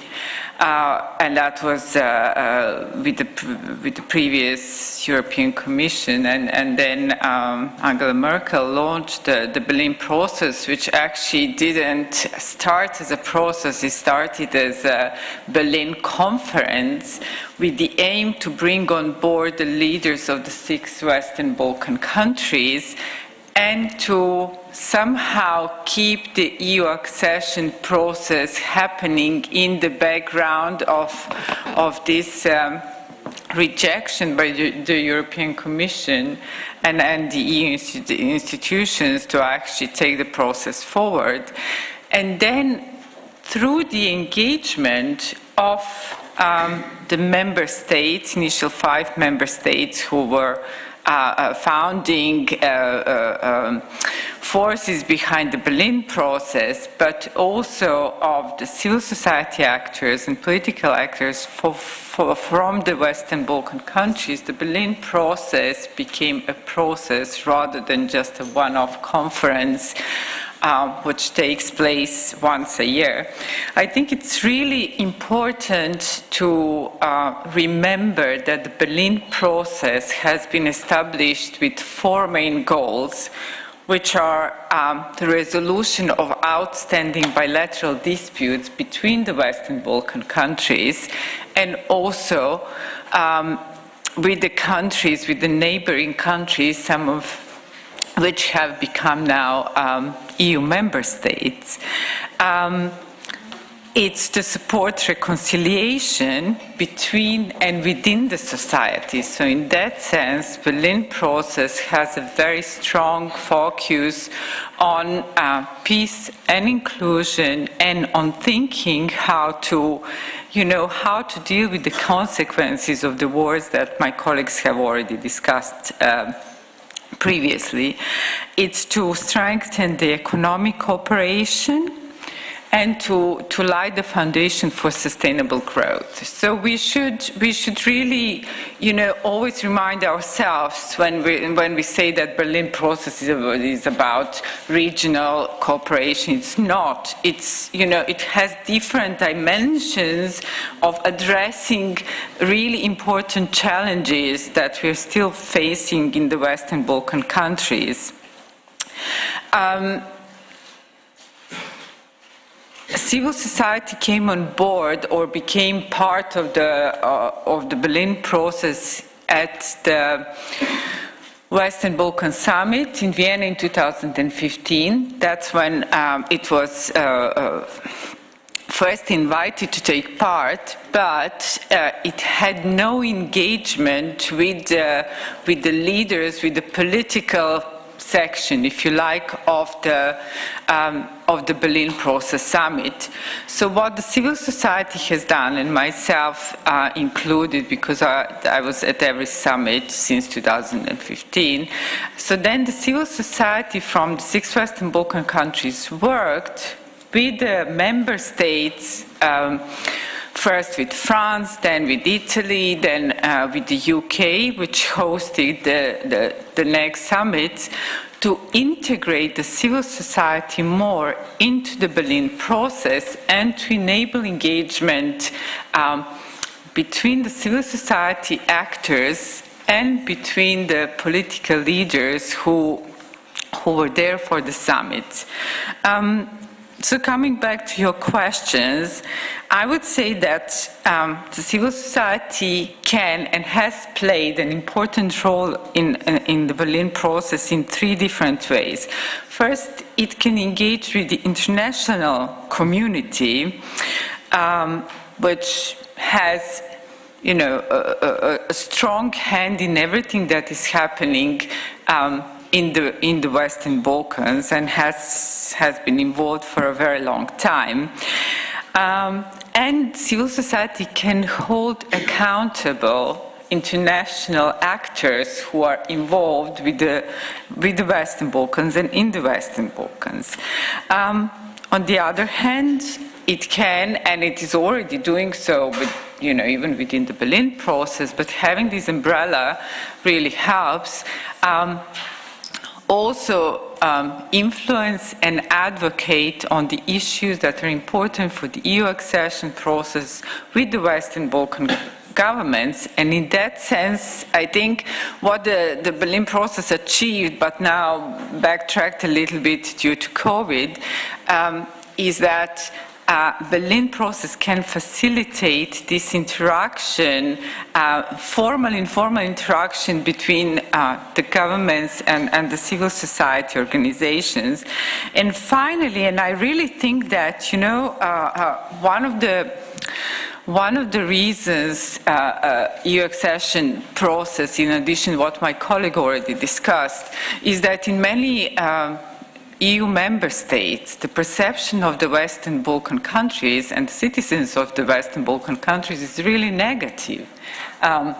You know, public opinions, tomorrow my colleagues from the European Fund for the Balkans and from my policy group, they're presenting a research that has been done about the perceptions of the Dutch public about the EU accession process. So I think civil society, Berlin process and the civil society actors have the potential to engage with their counterparts and to really have a strong voice and to present a positive, more positive picture of who the individual Western Balkan countries are and the region itself.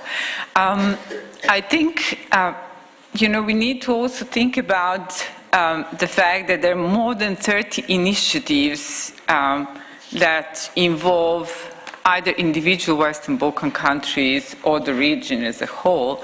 And what really differentiates the Berlin process from many of the other initiatives is that it has this reach to four stakeholders group, if you like, as you already mentioned, to business, to civil society, to political actors, and to youth. And RAICO has been established as a youth initiative.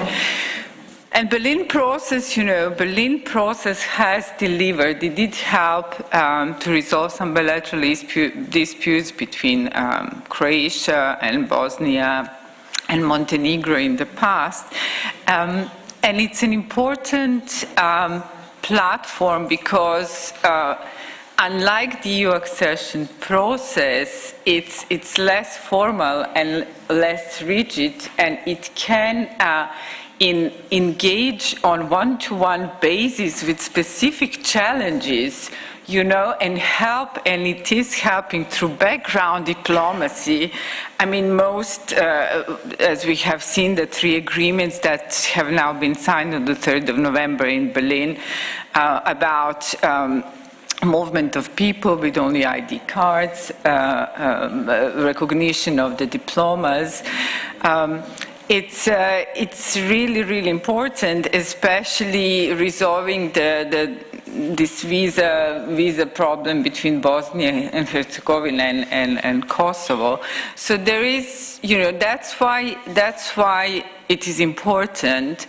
Civil society has already, as Leila was saying, you know, is there and has the channels to engage with these issues in a very successful way, and that's why it is important. And I'm going to finish here, just to say that I also think that some form of a model like a Berlin process would also be useful for the new candidate countries, for Ukraine, Moldova, and for Georgia as an aspirant. So also regional, you know, Berlin process for this region, because it does help facilitate the EU rapprochement for the countries who wish to become part of the EU. Thank you very much for your question. We heard from Mrs. Bicakic the perspective of Bosnia receiving the candidate status. Could you comment on what the candidate status means for Ukraine and how can we see it? Yes, unfortunately, Bosnia still did not receive formally the candidate status, but it would be very good if it does, despite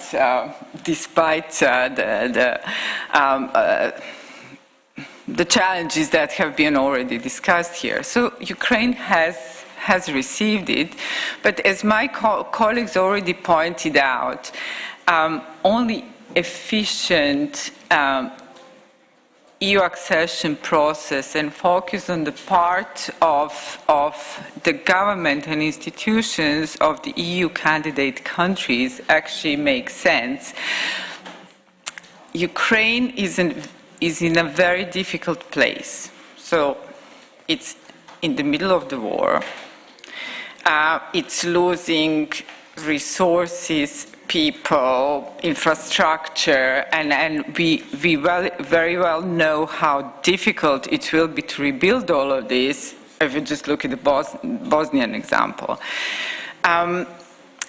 It's in a really dire circumstances, and yet it's really committed to the EU accession part. So I think what Ukraine can do is to learn from the Western Balkans and to really do an analysis, which doesn't have to be a public analysis, but it has to be honest, you know, with themselves, with the institutions, to look at some of the pitfalls that the Western Balkan countries have fallen into, Bosnia or Kosovo as post-war countries, the other Western Balkan countries in different ways, and to really, you know, to make a plan about what is possible, what is feasible, how to not get stuck on the EU accession part in the same way that the Western Balkan countries have. And I think certainly, if, as Adi was saying, you know, there is an issue around the EU's commitment to the EU accession process. Ukraine should not allow the EU to come into position to lose its commitment to the EU accession process of Ukraine and Moldova. And, you know, they shouldn't for a moment forget that building peace and commitment to building peace in Ukraine, when this war is over, and hopefully it's going to be over soon, has to be immediately tied with the EU accession process and go in parallel, you know, to really keep this support. Thank you very much for your question, and now we will move on to our the last of our speakers in the panel. I'm pleased to announce Mr. Augustin Palokaj, a senior Brussels correspondent and a columnist for Croatian daily newspaper Jutarnji List, and a dear colleague. Mr. Palokaj covered the war in Croatia and Bosnia and Herzegovina, as his articles were published in several newspapers and on websites such as Croatian daily Večernji List, the Institute of International War and Peace Reporting, Lobby Corrieri, Radio Free Europe, and VDR. Mr. Palokaj, you have been following the enlargement story as a journalist for almost 25 years and have been the source of information as a Brussels correspondent for the Croatian media. I can myself vouch to that. You reported about Croatia's joining the EU, and you knew firsthand how long the accession process is. So, what happened this year? Is there finally a breakthrough in the enlargement process after years of stalemate? What influence will the enlargement adding Ukraine, Moldova and Georgia have on the Western Balkan countries? Thank you, Mila. Your voice is great. One good thing if you are a TV reporter and you cannot speak is that you can easily get sick leave. Yes, first thing that I'm thinking at this moment is Zagreb 2000 first EU Western Balkan Summit.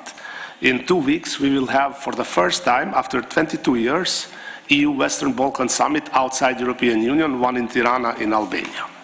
I'm mentioning this to look at this time frame of 22 years. because many people in Brussels would tell you that enlargement was a very successful process. Yes, it was. But if you compare it with 22 years, we are not where we thought we will be. Remember in 2000 in Zagreb what we were celebrating and what were the promises. We were celebrating end of the wars in former Yugoslavia, the fall of Milošević's regime in Serbia, and everybody was sure that we are now looking towards the bright European future and leaving behind our past, black past of the wars. Since then, many things have changed. Today, it looks ironic, but we have in Serbia pro-European government. This is what they want to believe and European Union believes. Basically, those are people from Milošević's regime, the former ministers of Slobodan Milošević, who still say publicly that Milošević was a great leader. He did some mistakes, but he was a great leader. Anyway, this year, it was not kind of breakthrough, but still some interesting things happened that will move enlargement, I believe. First was enlargement of enlargement. So by adding 3 more countries into enlargement process. I'm sure that this wouldn't happen if there was no war in Ukraine. And in Brussels or in capitals of the member states, no one could dare to say no to Ukraine. They are fighting for survival of the country, survival of people, of infrastructure, and everything. So they could not say no. They say yes by giving candidate status, but it's completely different from the processes that were before. Croatia took 1 year just to have an opinion of the Commission, and in case of Ukraine was just a few months. But still, what happened in the member states is interesting developments. And Ukrainian war and Russian aggression had impact on that.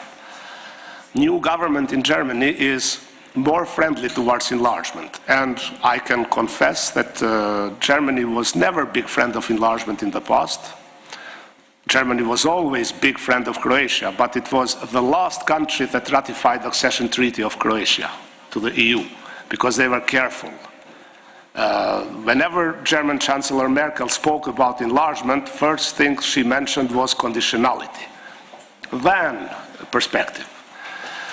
Even in France and Netherlands, the countries that, to my opinion, are by far the most enlargement skeptical country in the European Union, there were some moves. I used to write sometimes that if you would ask French President and Dutch Prime Minister, would you like your bathroom to be enlarged? They would say, no, we have to be careful.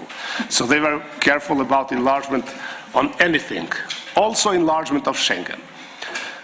They proposed new methodology, which was adopted. It took 2 years to adopt it. Then they said this is not to slow down the enlargement, but to speed up. We saw how much it speeded up. So Serbia is not even halfway. Montenegro is a bit further than Serbia, and Montenegro is a front runner. What happened is that France not only supported opening of accession talks with North Macedonia and Albania, but it did most of the work to unblock the process for North Macedonia. So this was a breakthrough, at least. Just to remind you that before Croatia applied for membership, North Macedonia was well ahead of Croatia. We are a member of EU since 2013, and they just started accession talks. So you see how things can change during the process. And reflecting a little bit to what Dusan said about Serbia, I mean, Serbian leadership is clever. They have their own agenda and they are continuing. I mean, it's not easy for a prime minister to do something that is not popular if he's sure that the award cannot be during his mandate, at least this mandate, by doing something without having a clear perspective what would happen after. So Serbia is far, far from EU, and they know it, and that's why they don't want to risk much, because there is one thing that politicians are afraid, that if you are in the process of enlargement. Even if it goes slow, you are seen as a stable country, and this is good for foreign investment. If there is official suspension of accession talks or crisis in relations with European Union, this can impact also investment and economic stability and even growth. So they are careful on this. They will not risk. What happened this year also is the initiative of French President Macron and President of the European Council, Charles Michel, to create what is now European political community. At the beginning, we were very careful and skeptical, because whenever something comes from Paris and is supported by Netherlands, it's not necessarily good for enlargement, but they clarified that this has nothing to do with enlargement. It's to have a broader Europe, and it's good, because as Adnan, I think, said, we have several core Europes. I remember once very high, one of the leaders of the EU institutions, will not mention the name, speaking about the good thing that enlargement brought, said that European project made sure that we didn't have the war in European soil for 70 years. And I said, how can you say that? Vukovar is in Europe, Srebrenica is in Europe, Kosovo is in Europe. And then he came to me and apologized after the press conference. But because I know that this leader was very active during the war, and he knows quite well that this is what happens when you read the speech written from someone else without checking it. But there are many, many young experts in Europe who have PhDs on everything, but when they think Europe equals European Union. And it is not. We have many European countries that are not in European Union, and after Brexit we have one very, very important and big country like UK. So it's a good opportunity to engage all those countries. Of course, the statement that who shares the same value would not apply here, not yet, at least, because we have countries that have different credentials of democracy, but still it's a good platform. If it remains as a platform, it will be a good thing if it does not interfere with enlargement process. In the approach of European Union towards Western Balkans, we see some mistakes. And one of that was what experts used to call it stabilocracy. So they care for the stability of the Europe, of the Western Balkans, so they don't dare to touch the leaders. This has a very bad impact on civil society, and especially in the media. If you read progress reports, let's say, you see pressure on media, threat to the journalists, killing of journalists, and so on. But they know that those who do that, they are their partners. So, and this is not a good message that they are sending. This is not a real support for the media. So I agree with someone who said here that it's just ticking the points that we support free media, freedom of expression, civil society, and so on. But our partners are the leaders of the Western Balkans, because we make deals with them. And they sometimes listen, sometimes don't. So because the process is so open-ended, very slow, we have had for many years from both sides kind of pretending. Lord Chris Patten, when he was a commissioner for foreign affairs, used to say that the worst thing in our relations with the Western Balkan countries is when they pretend that they are doing reforms and we pretend that we believe them. So I think still we are at that point. That's why the process of enlargement is not clear. What impact can Ukrainian war have on the Western Balkans? It can have from both sides. For example, I'm pretty sure that Commission would not recommend even conditionally giving candidate status to Bosnia-Herzegovina. But it's a really clear question, why can Moldova and Ukraine can get a candidate status and Bosnia-Herzegovina not? We agree that those countries are, but they don't control their territory. They have foreign soldiers on their soil, not let alone that there is a war. And when in 2002, in 2000 in Zagreb, 2003 in Thessaloniki, 2006 in Brussels, they repeated the pledge for European perspective for Western Balkans. They were always adding that this is it. While we stick to the perspective of Western Balkans towards membership, we will refrain from getting any responsibility for the other parts of our neighborhood.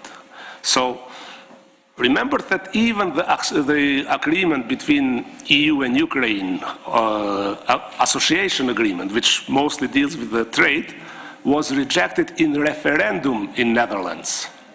People of Netherlands who are well informed, like they're supposed to be well informed because they have professional media, responsible government and politicians, they rejected. Why? Because they thought that after this millions of Ukrainians will come and work in Netherlands. And the government, because this was not legally binding but was more advisory opinion of the people, but they had a political responsibility. When they ratified this treaty, this agreement, and it had to be ratified by them, they made the declaration that this will in no way mean further steps towards possible membership in European Union. But now they have candidate status and Dutch policy changed. So here I see the change of attitude amongst the leaders, because finally they realize that it is not only technical and economical process, but it's also project of peace, building peace in Europe. So, and I think that it will be used and it will be reconfirmed now in Tirana in the EU Western Balkan Summit. Hopefully it will impact also the real progress on enlargement. And you mentioned that we are still playing pretend in this process of enlargement. So do you think that the Ukrainians are in for a big disappointment? Croatia is a good example to compare. I mean, during the war, you are in terrible situation, but you have hope. And it's natural to have a hope because there is nothing worse than the war. Of course, that after the war, it's always better. But then you have an even bigger hope after the war, and it starts to disappear. I think we've seen in our case that the process was tough. There was 10 plus 2 plus 1, but it was not 13. It was different process for 10, different for plus 2, Romania and Bulgaria, and different for Croatia. So the enlargement process shows that later you are in the process is longer and it's more difficult. So in this sense, they will have a tough time even if the war ends. No, war never stops, war can end. They are in probably for several small disappointments on the way, but not for the big disappointment because they will not be rejected. But I hope that the war will be over soon. And but when this process becomes normal process, when they think about accession process without thinking about the war and consequences of the war, things will become tough for Ukraine because governments will think, oh, Ukraine is 2 times bigger than entire Western Balkans just in population and even bigger in territory. This was size was also one of the reasons about Turkey. I mean, we mentioned it's over 200 months that Turkey opened accession talks. 1.5 hours before Croatia, I remember, was reporting from that event. Turkey is still a candidate country, still is under the accession negotiations. They are frozen, but they never suspended officially. But who believes that Turkey will ever join European Union? It's also part of pretending. So, but Ukrainian people have no luxury to think about that at this moment because they have either priority and Europe has to do all it can to help them. Absolutely. Thank you very much, Mr. Palakai. This brings us to the end of the first part of our panel. And now I will open the floor to the audience. You will have a chance to pose questions to our panelists. I think we may have a microphone here. So please, if you have any questions for our panelists, just state who are you referring your question to. It's over there.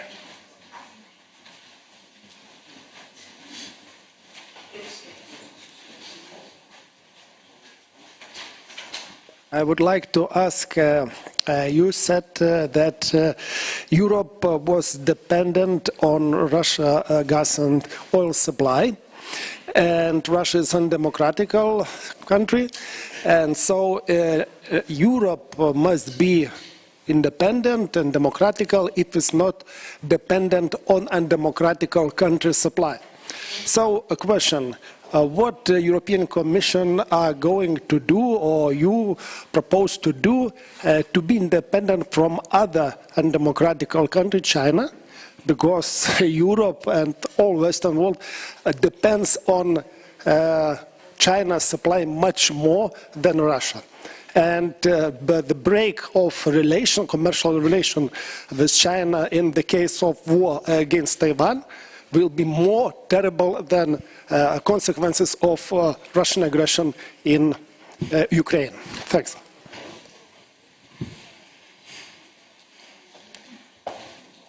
Who will take the question? Mr. Palokai? Okay, I'll take shortly. I think Europe is trying to diversify its dependency. It cannot be independent from all undemocratic countries. Unfortunately, most of the sources of gas and oil are not the best democracies with the European standards. That was never a point. Russia was not democratic even before.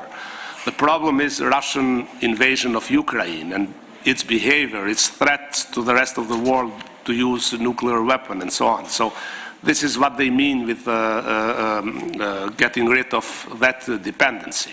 Of course, they are careful not to replace one dependency with another, meaning China, but from other side, the trade will exist between countries, whatever standard of democracies they will have.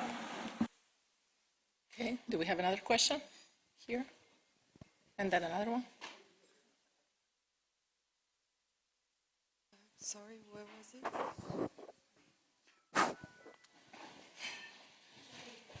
I can speak? Okay. Thank you very much. First of all, I would like to say thanks to all our panelists. It was very open discussion and interesting, of course. One short question I have in line or related to the enlargement process. In the all Commission report, previous report, we can see one of the problems is freedom of media in all Western Balkan countries. That's something which is common, I think, to all of them. So my question to you, how you see the role of the media in the enlargement process, especially in the light of respect of principle, freedom of media. So what is, that's one question, and on the other hand, how you see the, let's say, when politicians trying to influence on public opinion, especially related to the in the enlargement process, because in Serbia we can see that the public opinion is going down in favor of the European Union integrations, for example. Also in Montenegro we can see that. So my question to you is, what is the role of the media here, or how you can see this role, and what the media can do to speed up, or if they can speed up the enlargement process, as on the political way. And of course, I must say that I agree with what Mr. Adnan says, especially in the light of the reforms, which is necessary, or which is one of the conditions from the European Commission. Thank you. Thank you. Could you just please say who are you referring your questions to, and your name and institution, please? That's a really tough question.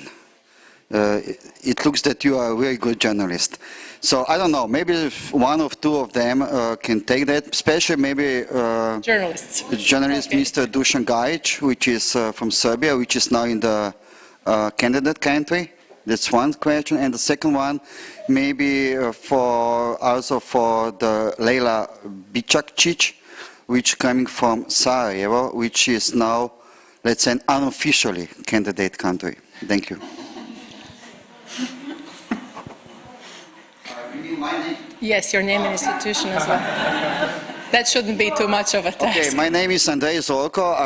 I'm the member of the European Economic and Social Committee, coming from the Group 2. That means trade union side. Thank you. Okay, let me start. The role of the media. Well, I think if there was a genuine process with a genuine involvement of the society and of the main actors and government in the accession process, of course, the media would have a very important role to play, and to that it would be a part of the public interest. They're serving in their job in the public interest service to explain the stakes in this process and to present the so-called cost and benefit analysis and so on. But the situation in the media and the coverage reflects the wider situation in a society. So in order to play their responsible role in the context of enlargement process and accession process, they should be first free, and there should be pluralism, and there should be a reasonable level of independence, at least to be able to do your part of the job. If you look at the current situation in Serbia, I just saw a research, a media monitoring, how media in Serbia, for instance, cover the current geopolitical situation, and you see that the coverage there is actually very much a reflection of the general mood there, and that it is determined by the politics. And for the moment, Europe gets very little positive coverage. It is not necessarily negative, but in this context of this geopolitical turmoil that we talk about, you see that Europe is portrayed as weak, as dependent on other players, like that the economy was very dependent on Russian imports and fossil fuels and so on, and that it's a kind of madness, the politics of sanctions now, because it's not in the self-interest of Europe, that it is following blindly the dictate from the other side of Atlantic, and so on and so on. And of course you see the portraying of the conflict in Ukraine as something that was imposed, that is actually a conflict between NATO or US and Russia and so on. In that context, I think the dealing with the details of the accession process and the merits for the society is a bit lost, you know. So the context should change on the political level to really have a significant change in the media sphere. Otherwise, it will remain like some, individual attempts of individual media or journalists to do their job, but without much impact, I'm afraid.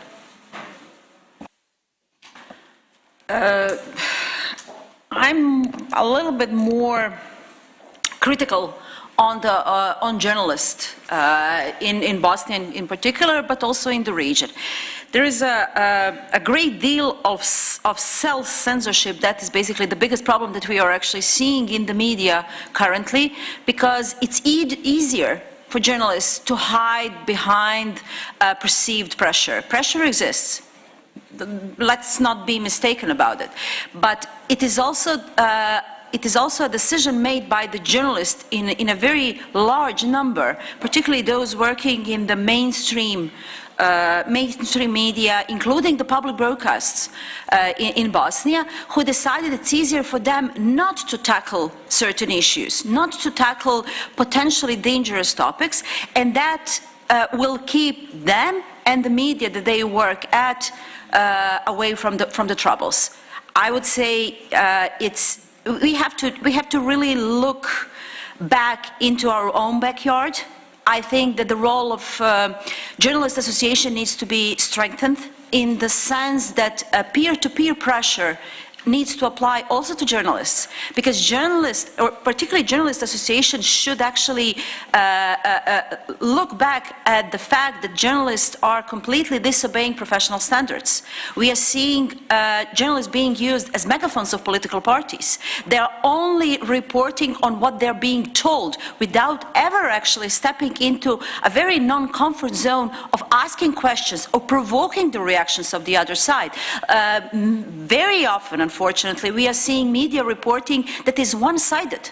That is not the professional standard. That is something that journalists are not learning in their schools, and that is only the comfort that they found themselves excused to be a part of. There is pressure, but it's much easier to pressure or to be violent against a single journalist in the group of journalists who is doing his or her job properly, than to have the solidarity among journalists for all of them to go back to professional standards. That is what we are not seeing, unfortunately. In that context, I think that, yes, it's a dire situation in media in the Western Balkan. There is a political pressure. There is a financial pressure as well, because the marketing and advertising is also politically controlled. But there are possibilities for funding elsewhere, which most of the journalists, particularly in the mainstream newsrooms, are not even checking upon. So journalism is a profession that will survive, I'm absolutely sure, but the whole concept of the media business needs to be adapted into the new contemporary world, and that is on the responsibility of journalists to finally start dealing with their own position. Conditioning the accession process with respecting the media freedom is a must. I definitely agree, because the politics have found a way to put the pressure on journalists, and it's working. But we also have to look for the problems in the judicial community, in the journalistic community, in the media community as well. The owners are the problem, because they're also affiliated with the political parties. The advertising needs to be tackled as well, because again, part of the problem, not the solution. We also need to look at the editorial boards, particularly again on the public broadcasters, because they are direct extended hand of the politics. But again, professional standards, I would say.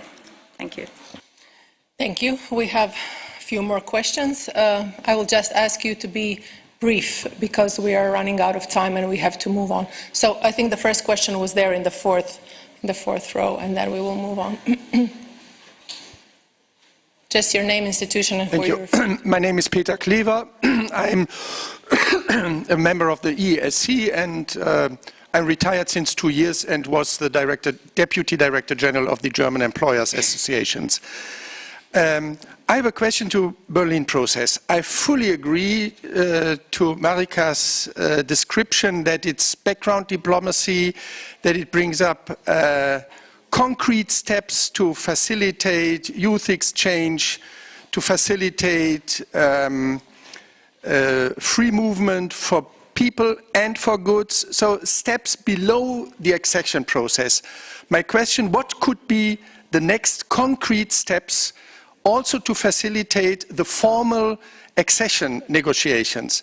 And I totally disagree with Adnan's description of Germany inviting and France refusing accession. This is black and white and does not really hit the reality.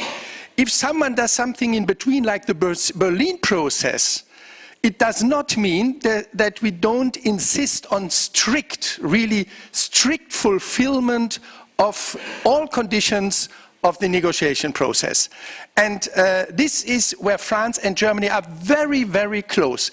Maybe in politics, they describe it in a different way, but in substance they are on the same line. And my last comment on this, if you describe accession as a technical one, I think you really don't know anything about the nature of the European Union. The main question is rule of law, respect for universal human rights, the judicial system, and not the water cleaning or any of these technical, which are part of accession process questions. So I think you are missing the substance of integration process. Thank you. Okay. Mrs. Joly, will you take the first question, please? And just keep it short, please. Do you want to take other questions first as well, or like this? Oh, you can answer now, so Okay. we'll take the other three. Thank you. Yes, thank you very much for the question, and certainly going forward, and because the time is short, I will just mention two things.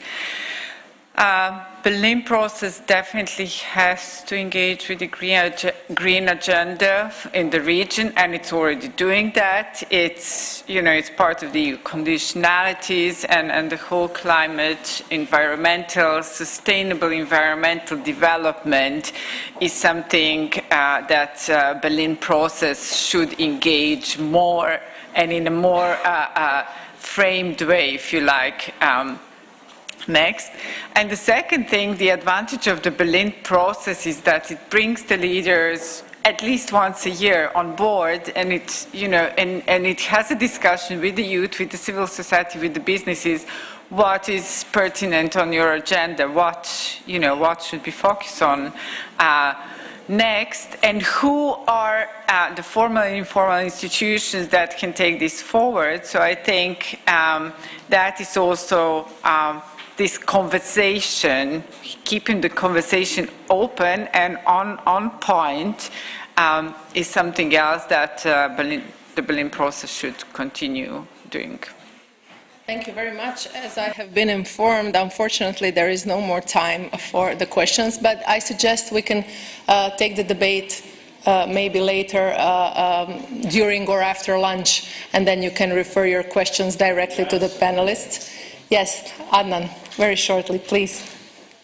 Or we can continue discussing it afterwards, but it's about, of course, it's technical, and it is about when you adopt standards, when you introduce EU acquis, whether these standards can then uphold in the reality of everyday life. And talking about it without having a rule of law, without having institutions is impossible. So that one comes together. When we talk about the difference between Germany and France, they're both in the same. They're not offering a goal to any of the Western Balkans that is achievable and that's realistic for them.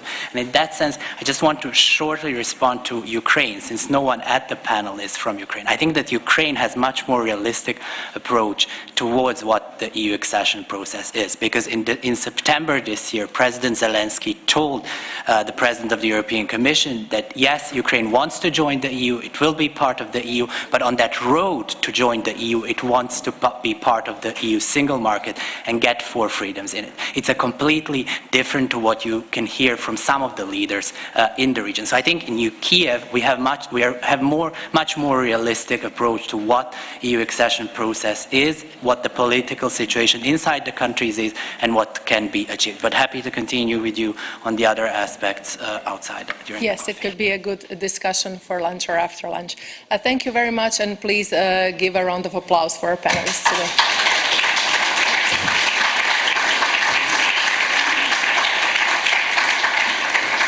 And I'm giving the floor back to Mr. Lohan to introduce the keynote speaker. Okay, thank you very much, and thank you to the panel for such an interesting discussion. Feel free to remain where you are or to take a seat in the audience as you wish, but it's my great pleasure now, in the change to the programme that we announced at the start this morning, to introduce you to Ms. Galia Ackerman, and thank you so much for joining us. I know it was difficult to get here with a missed connection in Frankfurt, and almost everybody I've spoken to has told me at one point or another they've missed a connection in Frankfurt. I think it's a common problem. First of all, we're delighted to have you here to give us a keynote speech, and I'd like to briefly introduce you, although I think many of our audience will already be very familiar with your work. Ms. Ackerman is a French-Russian writer, journalist and historian, and is considered one of the best French experts on post-Soviet Russia and Ukraine, so very appropriate to have us here given our discussions. She is the author or co-author of many publications on topics such as Chernobyl, Ukraine, and on Putin, on whom she wrote a number of books. And you head a digital media organization in French and Russian, Desk Russie. Vladimir Putin and his ideology have indeed been the focus of Ms. Ackerman's research. Her speech today will be about that, or rather about us in the West failing to read the writing on the wall and how we could make such a mistake. So, given the discussion that I know you weren't with us for and couldn't be with us for this morning, I think it's very appropriate, and we'll take 2 or 3 questions afterwards if we have time before the break. So please, the floor is yours.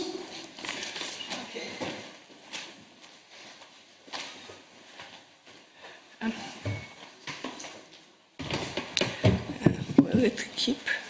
I hope. Huh? No, I think it's okay. I think it's okay. Yes.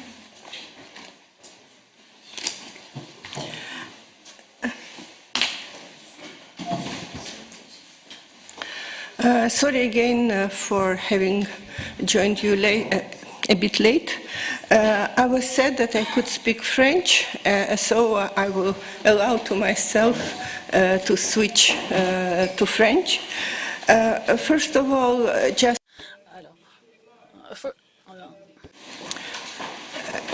my latest publication is the book which came out just about 3 weeks ago.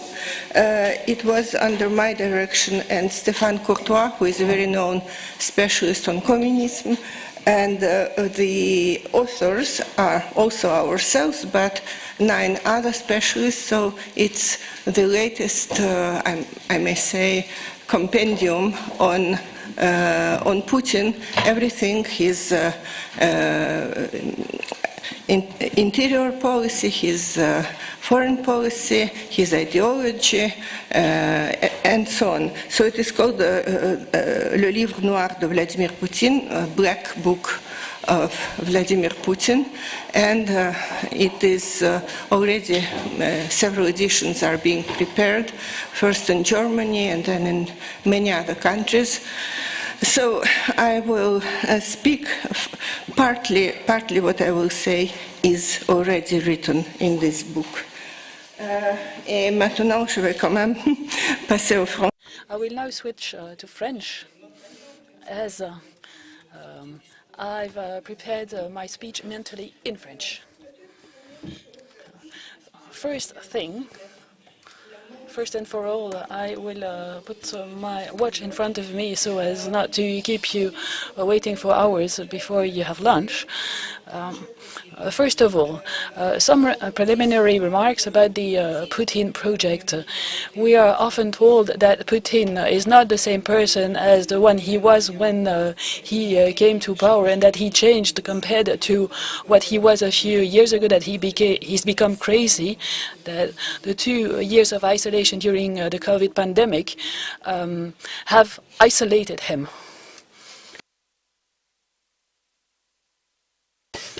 Voilà.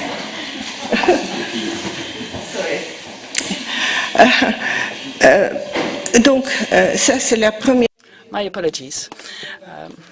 So this is the first myth that we want to fight, because Putin's project was not very clear from the start. And this is what the historian called a Stufenplan since the Third Reich, a hidden plan, a hidden agenda. And when we now analyze Putin's politics since he came to power until today, what we see is that he's been very consistent. And step by step, he has turned Russia, which was rather poor countries, which had been devastated by the communist years, which faced a high level of crime, but which was still a free country and almost democratic, nevertheless had totalitarian trends. This is my statement, and of course, if you have questions to ask afterwards, I will explain. So we wonder how the Western world could be so wrong about Putin. We should distinguish between what Putin has done to deceive us, to fool us, and why the Western world, Western countries, decided to pretend that they believed in these lies and to bury their head in the sand about Putin's regime. Historians and journalists sent warnings since the war in Chechnya, and said that the regime was going down a bad route to fascism already at that time. Let us take a few minutes to look into how Putin was fooling us in the Western world. Let us remember that Putin started in the KGB as an officer. He was trained in the KGB. He also worked there, and he also worked in home affairs, in surveillance, and he was also working for Adil Sovcha, who was his former mentor at the KGB. And let me add that Putin had a brilliant career as a spy, not as famous as other spies, but he lived in Dresden, where he recruited businessmen and politicians in the DDR. He met people from Western Germany time and again. So he has all the know-how. And part of this know-how is about pretending and finding similarities, finding a consensus with every person that he talks to. So what we see that with Germans or with the successive leaders in Germany, such as Angela Merkel, he offered business opportunities for Germany as the engine of the European economy, and he spoke German quite well. When he made his first speech at the Bundestag, he was even referred to as a German at the Bundestag, so he was referred to as someone very close to Germany. And one other important item, and this was reinforced by the celebration of the end of the Second World War. He also played on the feeling of culpability in Germany. In France, he referred to Gaullism. When Charles de Gaulle, who did not like the Soviet Union, was convinced that for the sake of France's glory, France should be a go-between between the US and Russia. This relates to the imperialist syndrome, which still exists in France. For George W. Bush, it was quite anecdotal, but it is quite telling. Vladimir Putin said that he told him that he was in a hammam. There was a fire. He could escape, but and that the cross that he had around his neck did not melt. And George Bush concluded that he could make business with Putin. When Putin talked with Berlusconi, he talked about these private parties that Berlusconi organized, and apparently Berlusconi invited Vladimir Putin time and again to his big parties. They were big mates. And the list can go on, because for all of these leaders, there was a way to turn them into friends. There are also more general aspects which do not relate to the personal and pseudo-confidential issues. Especially when it comes to the society. Russia advocated for conservatism. They call this healthy conservatism, but it's not healthy at all. They are against LGBT minorities. They are against same-sex marriage. And the West is seen as perverse, rotten, and as an extinct species somehow. And Russia should, in accordance with the messianic ideas which have been dominant in Russia for decades, so Russia should solve these problems. And this is a message that the right-wing parties listen to, and this reinforces those marginal parties which are more and more powerful in a number of countries. And he bases his discourse on these so-called common societal values. I refer to the French Spring, where there were a lot of demonstrations against same-sex marriages. So for the extreme right, he speaks about societal values. For the extreme left, he speaks about these American values.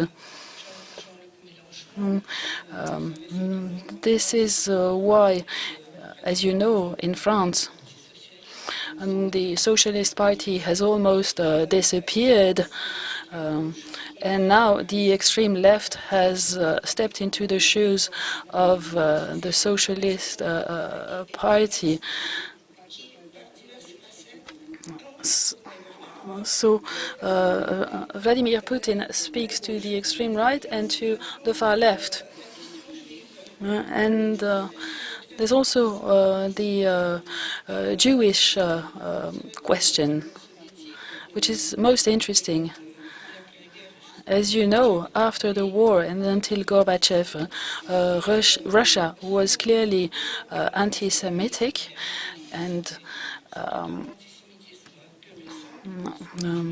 they were against Jews because they saw Jews as people who had links with foreign countries.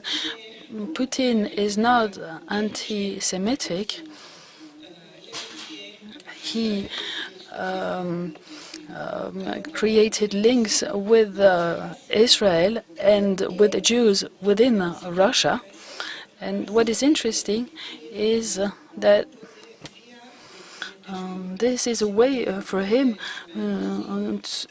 to impose a vision which rewrites history with the help of communities or groups in Russia and elsewhere in the world. And now historians have begun to talk about the Russian genocide, which should be similar to the Jewish genocide. And as a consequence, they say that Russians were sacrificed and sacrificed themselves to ensure victory at the end of the Second World War, and because of this sacrifice, Russia has the right to recover what it owned in the past, just as it happened in Israel, where the Shoah is still commemorated and justifies or justified the creation of the State of Israel, and still justifies the colonization which is still underway. Of course, we can mention other aspects of the way this regime has been impacting the opinions in the West. You know about the trolls, you know about interference in election processes. So all of that is part and parcels of the hybrid wars. And what we also see is that Russia has been defending paradoxical values, but it is still accepted. As for the Russian territory, Russia claims that it wants to defend territorial integrity. For example, Crimea. Crimea is considered as part of the Russian territory, and Russia will defend Crimea because they claim territorial integrity, but they deny this right to Ukrainians. And now we no longer mention territorial integrity, which has been breached upon since the beginning of the war. Now we talked about the right to self-determination for certain peoples, including for peoples which do not exist, namely in the Donbass regions. So these are some of the techniques used by the Russian regime to fool leaders in the West and the public opinion. Most of this propaganda is quite successful. For example, in France,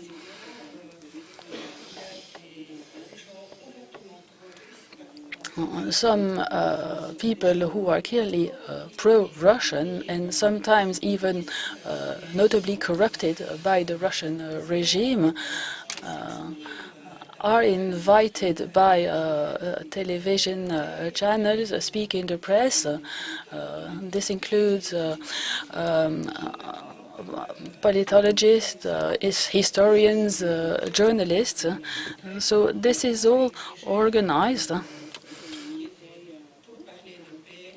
And they start demanding peace talks to stop the Russian invasion and to neutralize the Ukrainian advantage despite the bombings of civilians which happen on a daily basis. Let me now move to the last part of my speech. And this relates to the title of my speech. Why has the West let Putin fool it?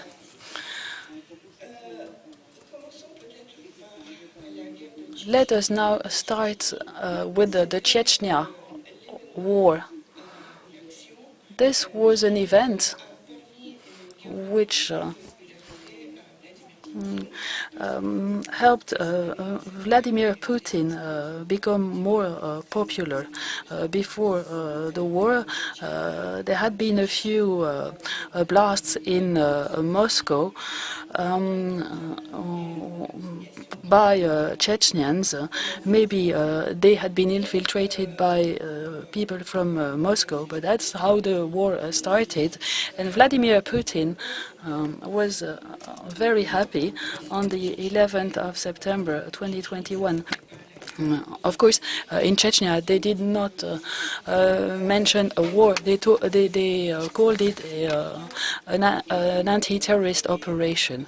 So they were attacks on the American soil, and the first person who called George Bush, and it was part and parcel of this trusting atmosphere. So the first person who called George Bush and who sent his condolences and his best wishes to fight terrorism together was indeed Vladimir Putin. As the main objective of the defense policy of the US and Russia was to fight international terrorism, the rest was somehow swept under the carpet. And of course, in this world architecture, which was never really built, but which aimed at fighting international terrorism, the Russians were quite ready to take part, quite willing to take part. And so we did not blame them for the Chechnya war. Because of the focus on the fight against terrorism, the political landscape became far less clear, and we did not see this threat as it was, so a real threat. And at that time, Western politicians thought that Vladimir Putin was a rational individual and someone we could talk to. And quite to the contrary, Vladimir Putin is someone who was trained in the KGB with the mentality of the KGB and the ethics of the KGB, where lies are very important, almost fundamental. So we did not pay enough attention to some of the statements by Putin in 2007 in the security conference in Munich, where Putin made a very aggressive speech against enlargement of NATO, and where he demanded that Russia be given the right space. But I think that Russia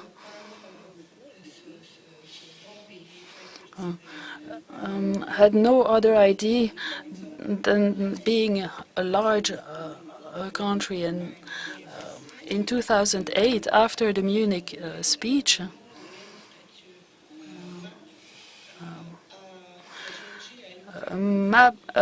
Georgia and Ukraine were to obtain the map status, and apparently Germany and France blocked this decision with immediate consequences 1 month later, because Georgia was invaded. And if we had given this candidate country status to Ukraine and Georgia, the invasion of Georgia would probably not have happened, and nor would Ukraine have been invaded. No, Maidan, the annexation of Crimea and the war in the Donbas region were also consequences of this decision. And once again, the cliches worked, because I've heard politicians say time and again that Crimea is part of Russia. Let me remind you that Crimea was conquered at the end of the 18th century,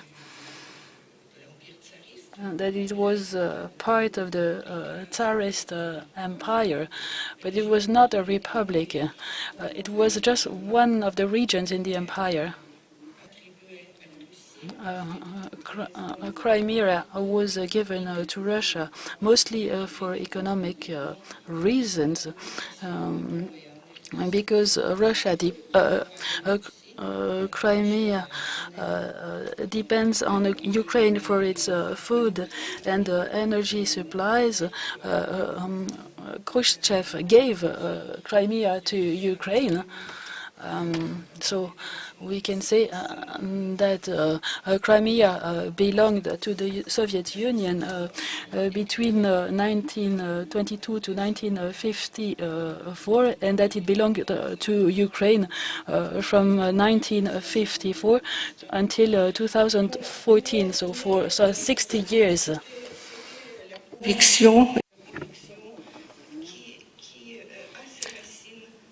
But that belief was rooted in history and in culture. We indeed have masterpieces, we all know, of writers wrote about Chekhov's dacha being in Crimea, for instance. And again, as far as Crimea was concerned, sanctions were rather weak.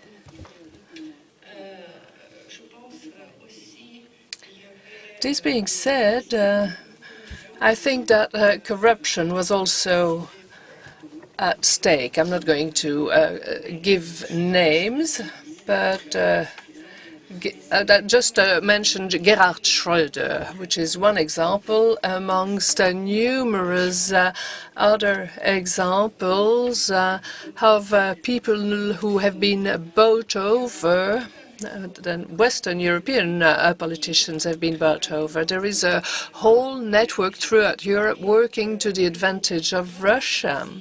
And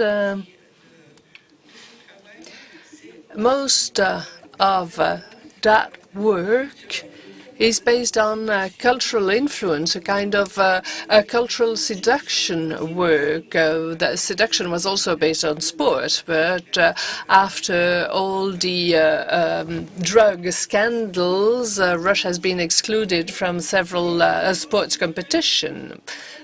Whereas the cultural influence is still exerted by Russia. We've all read Tolstoy, Dostoevsky, Chekhov, etc., who've got nothing to do with Putin's regime, but there is a whole cultural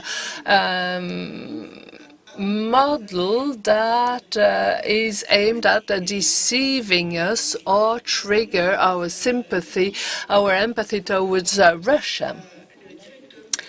2 or 3 months ago, the head of the Hermitage, the largest St. Petersburg museum, the largest Russian museum, granted an interview on the occasion of which he acknowledged the fact that even major exhibitions are the result of the influence exerted by Russia.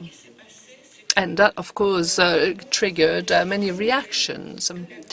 What happened is that we all had a very clear idea of the great Russia, the famous writers, musicians, cultural actors. But when the the Soviet Union collapsed, Russia appeared as the heir of the Soviet history. And the parts or the countries that were, or the states that were members of the Soviet Union, Ukraine, and others became like a gray area. There was no specific policy geared at Ukraine and Belarus. There was no empathy, there was no knowledge of those territories. Those were kind of an incognita land. And without, in the absence of empathy, it is of course always much easier to get seduced by a very powerful Russian apparatus.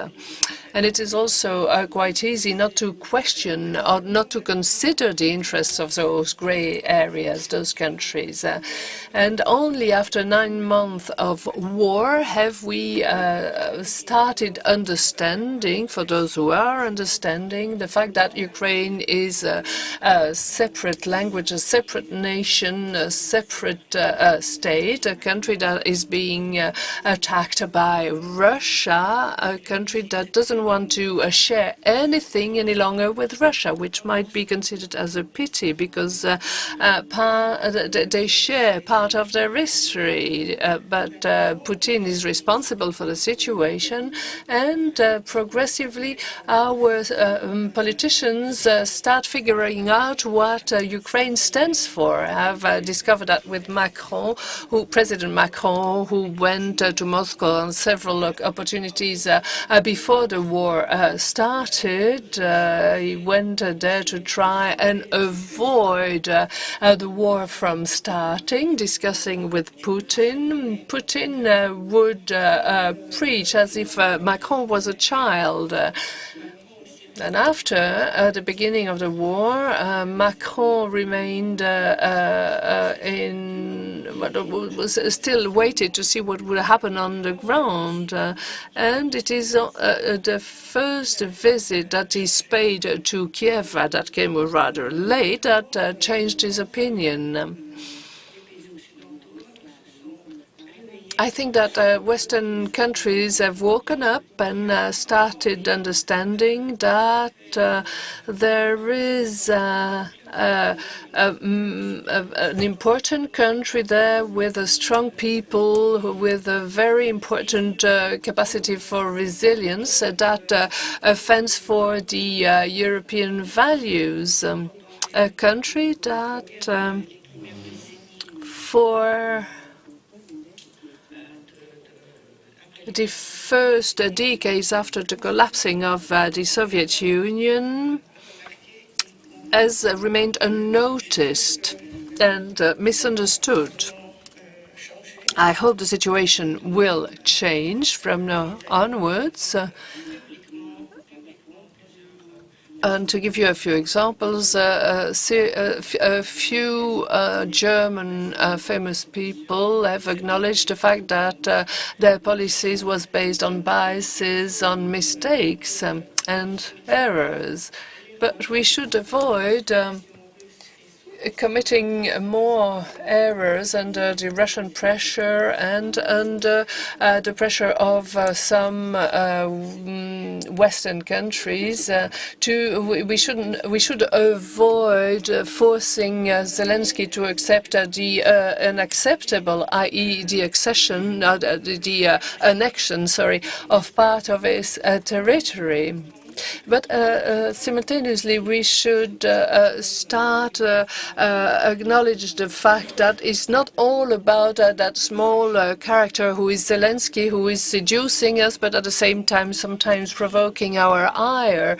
It is a 40 million inhabitant countries who will force Zelensky not to accept negotiations or results that are unacceptable to a people who has suffered greatly during the first Maidan and the second Maidan, have shown that the Ukrainian people is able to oblige the leaders to do or to avoid doing what they do not want. And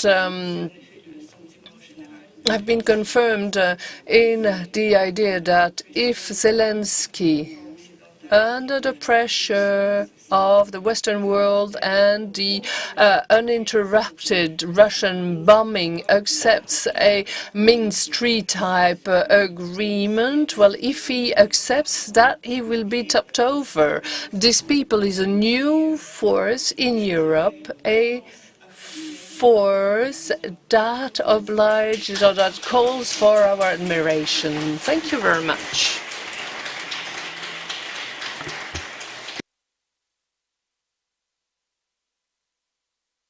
We are running a little bit over time, and I know we have the schedule to maintain, but if I will take a question, but I'll just take, if I'll see how much interest, I have 3 questions and that's all I'll take, so I'll take them together, please, and then we'll ask for a response. So if, Thomas, if you can introduce yourself and ask your question, please. Wait a minute, maybe I will like just one minute, we want... if you take 3 together, I might forget. No problem. Okay, my name is Tomasz Wróblewski. Thank you for your broad picture and also psychologizing Putin as a pathological person who is kind of magician who dupe most of the world, their own people, Western elites, and everybody else. And I can agree that someone as a product of KGB could be very skillful in cheating most of the world. And I can agree of what you mentioned that Western elites were naive as well as corrupted probably in several instances. But there's one point missing, this Russian society. And it's everything they did, a lot of things they did, it's not just because of the Putin. Murders, rapes, burning civilians, those are unacceptable things. And it's not just one person who is standing on the way, and this is the biggest problem we are facing with the Russian society. It is like with Germans, it's not just one Hitler, it was a whole society. And how to deal with this is, I think, the major issue to deal with in the future. This 140 million people who are supporting Putin. Should I answer or? Please. Okay. It is a very good question. I didn't talk about the Russian society because I couldn't make everything. But indeed, there were more than 20 years of a very pernicious propaganda. I watched the Russian television for many years, and things which are realized now were already said and asked for many years ago. So Putin, in a way, Putin's regime gave to Russia, I briefly mentioned that, a kind of a new messianic idea. And Russian society for centuries were based on messianic ideas which have nothing to do with the practical, ordinary life of people. So it was Moscow, Third Rome, and the cult of empire, and the Bolshevik cult of a bright future. And now he found something, not found, but rather developed, it already existed before him, this idea which now is a firmament of the Russian nation, this victory in the Second World War with the people who are at once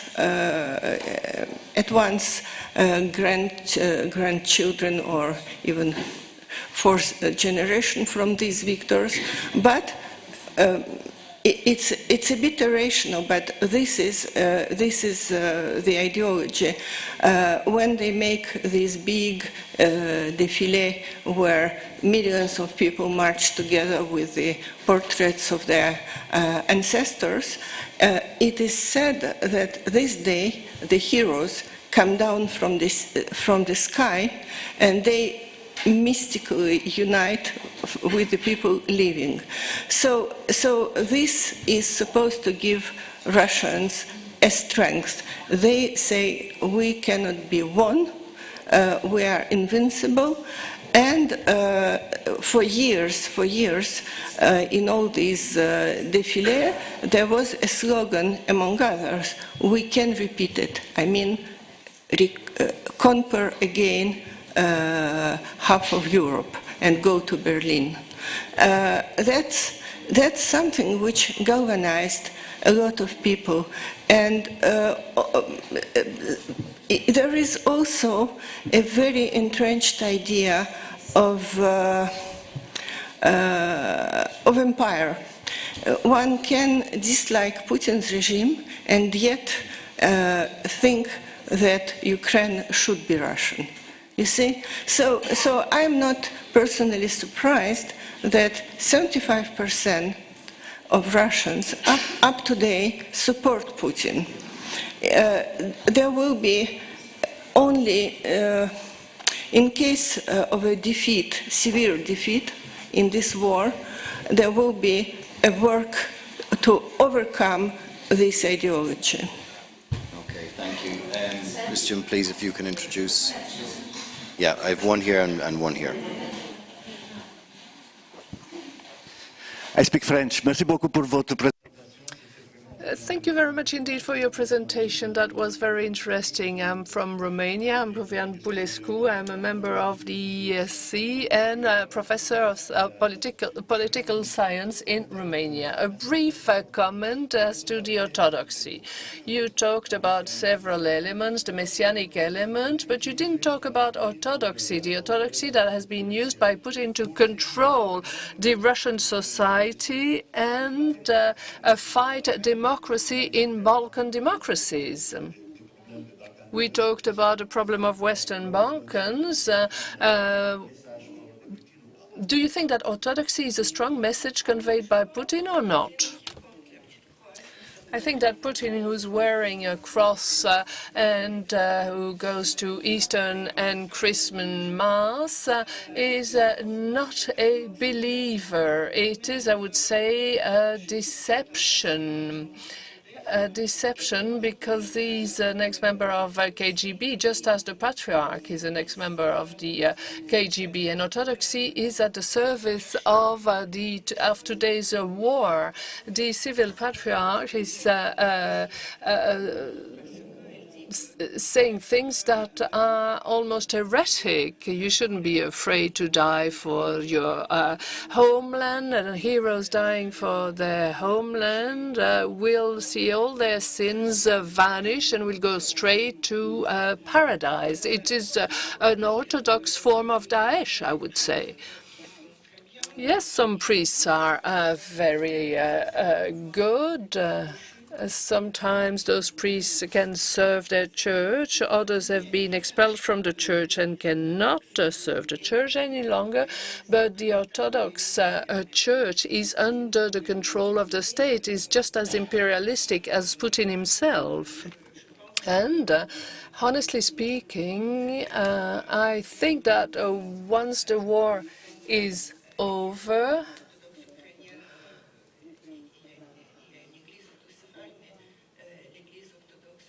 well, the Ukrainian Orthodox Church, that is dependent from the Moscow Church, has got many more parishes and believers than the Russian Orthodox Church. And the Church has already declared they didn't want to depend on Moscow any longer and will not remain allied to the Russian Orthodox Church if Russia is defeated. I think it is more of a lay ideology that is at work here. It refers to Second World War and to other wars waged in the West, but it is a very important lay vision. The cathedral that was built close to Moscow, that is the main cathedral for armed forces, has been built on the lay principles. And I give you an example. The main cupola measures 1 meter, or has got a measurement that corresponds to the number of days of Second World War. And any elements in the church has been built according to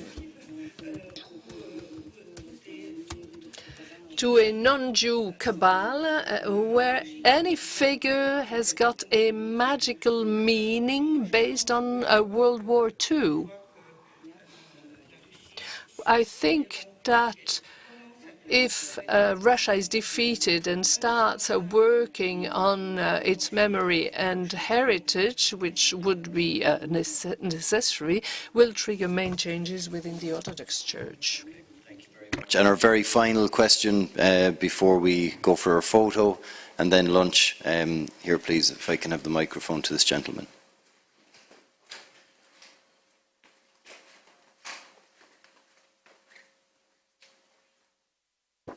Merci. En français, s'il vous plaît. In French, Sergio Cantone, Euronews.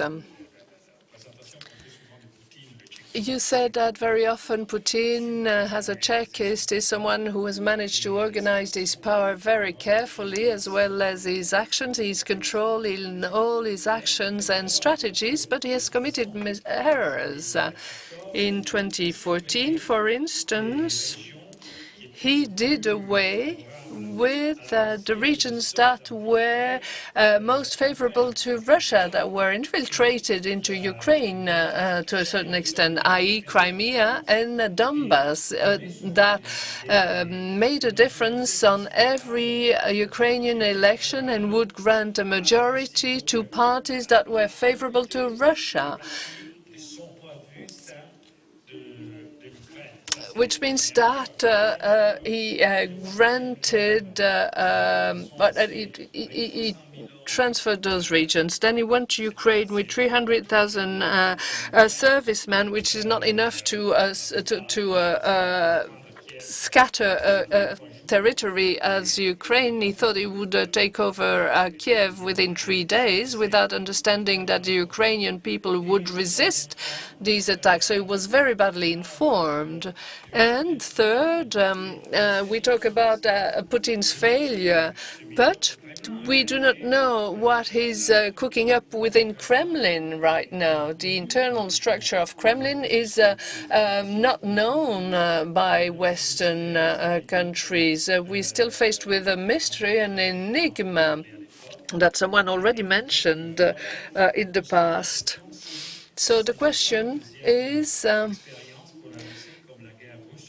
would it not be an experience comparable to the Russian-Japanese war that led to the fall of Nikolai II? Thank you.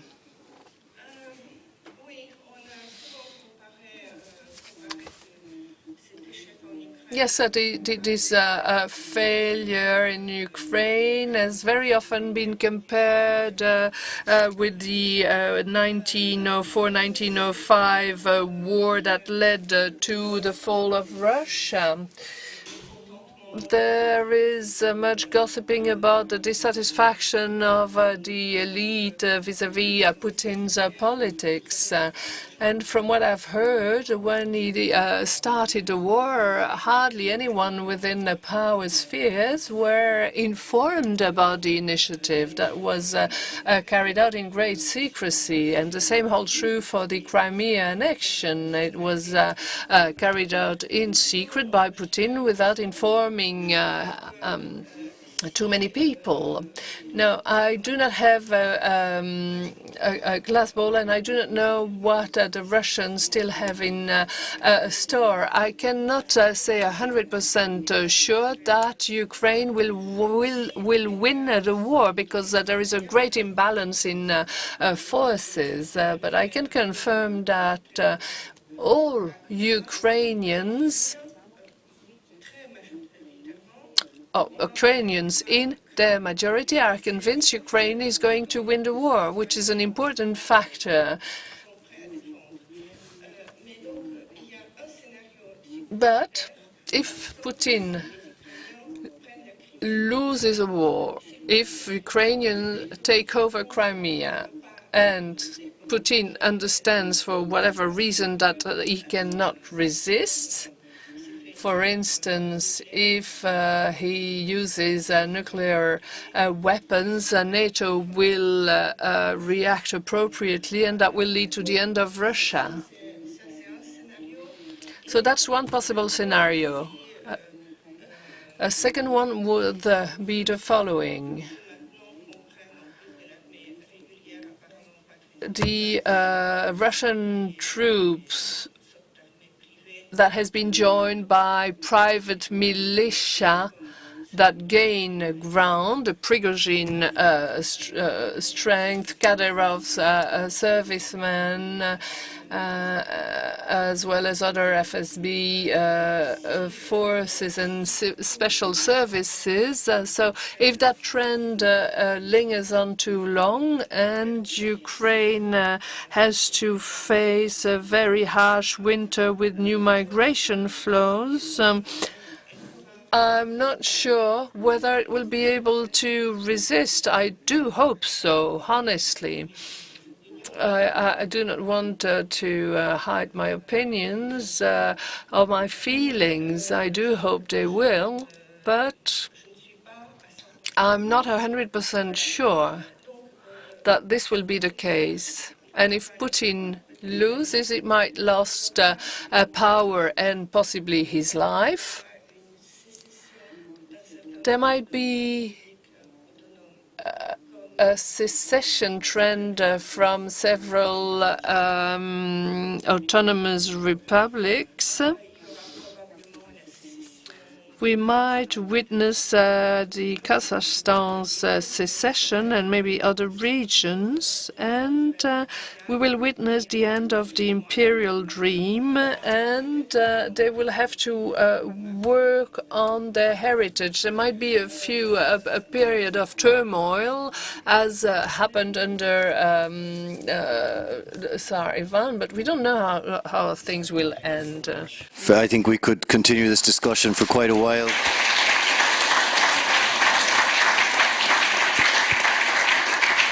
But the value of your input has been fantastic, I think. If I can just keep your attention for 1 second, I'd like to thank all of the speakers, from those who gave us the welcoming addresses this morning, including our President, and the panel for such an interesting discussion, and of course our keynote speaker.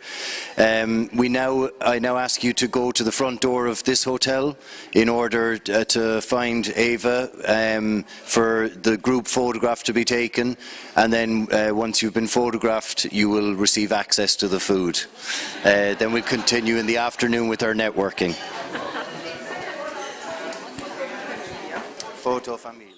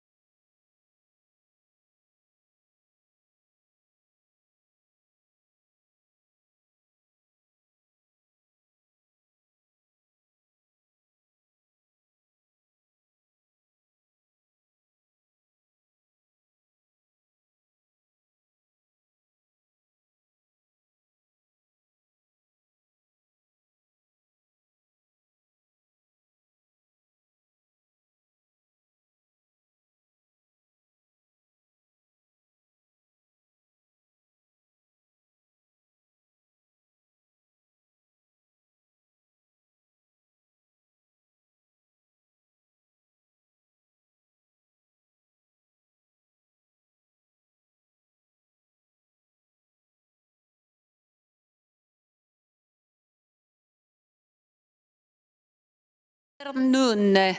Bonsoir tout le monde et good afternoon. My name is Eva Hadzik-Plumley. I am head of press unit in the European Economic Social Committee.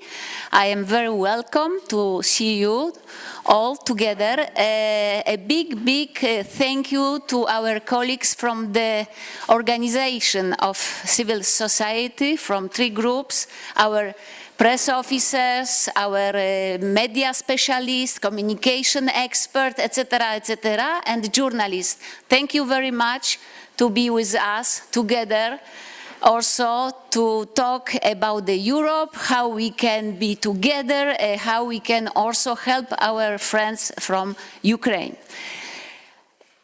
I am here with some of our colleagues from the committee.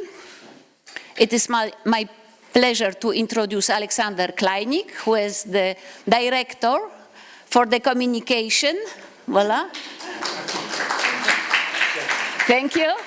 Alexander is going to talk later, but the first part of our meeting, if our dear members would like to stay with us, you are welcome. But this is the networking part for our colleagues, press officers, but each member is also a little press officer, a specialist of communication. N'est-ce pas Thierry? Thierry est le premier, le membre du deuxième groupe. Isn't it Thierry? Thierry is an expert in communication, and he says that everyone knows about communication as much as everyone else. So we are all communicators. To stay with us. So my pleasure also to introduce Daniela Marangoni, the big person in the little core, but she's responsible for organize this spectacular meeting.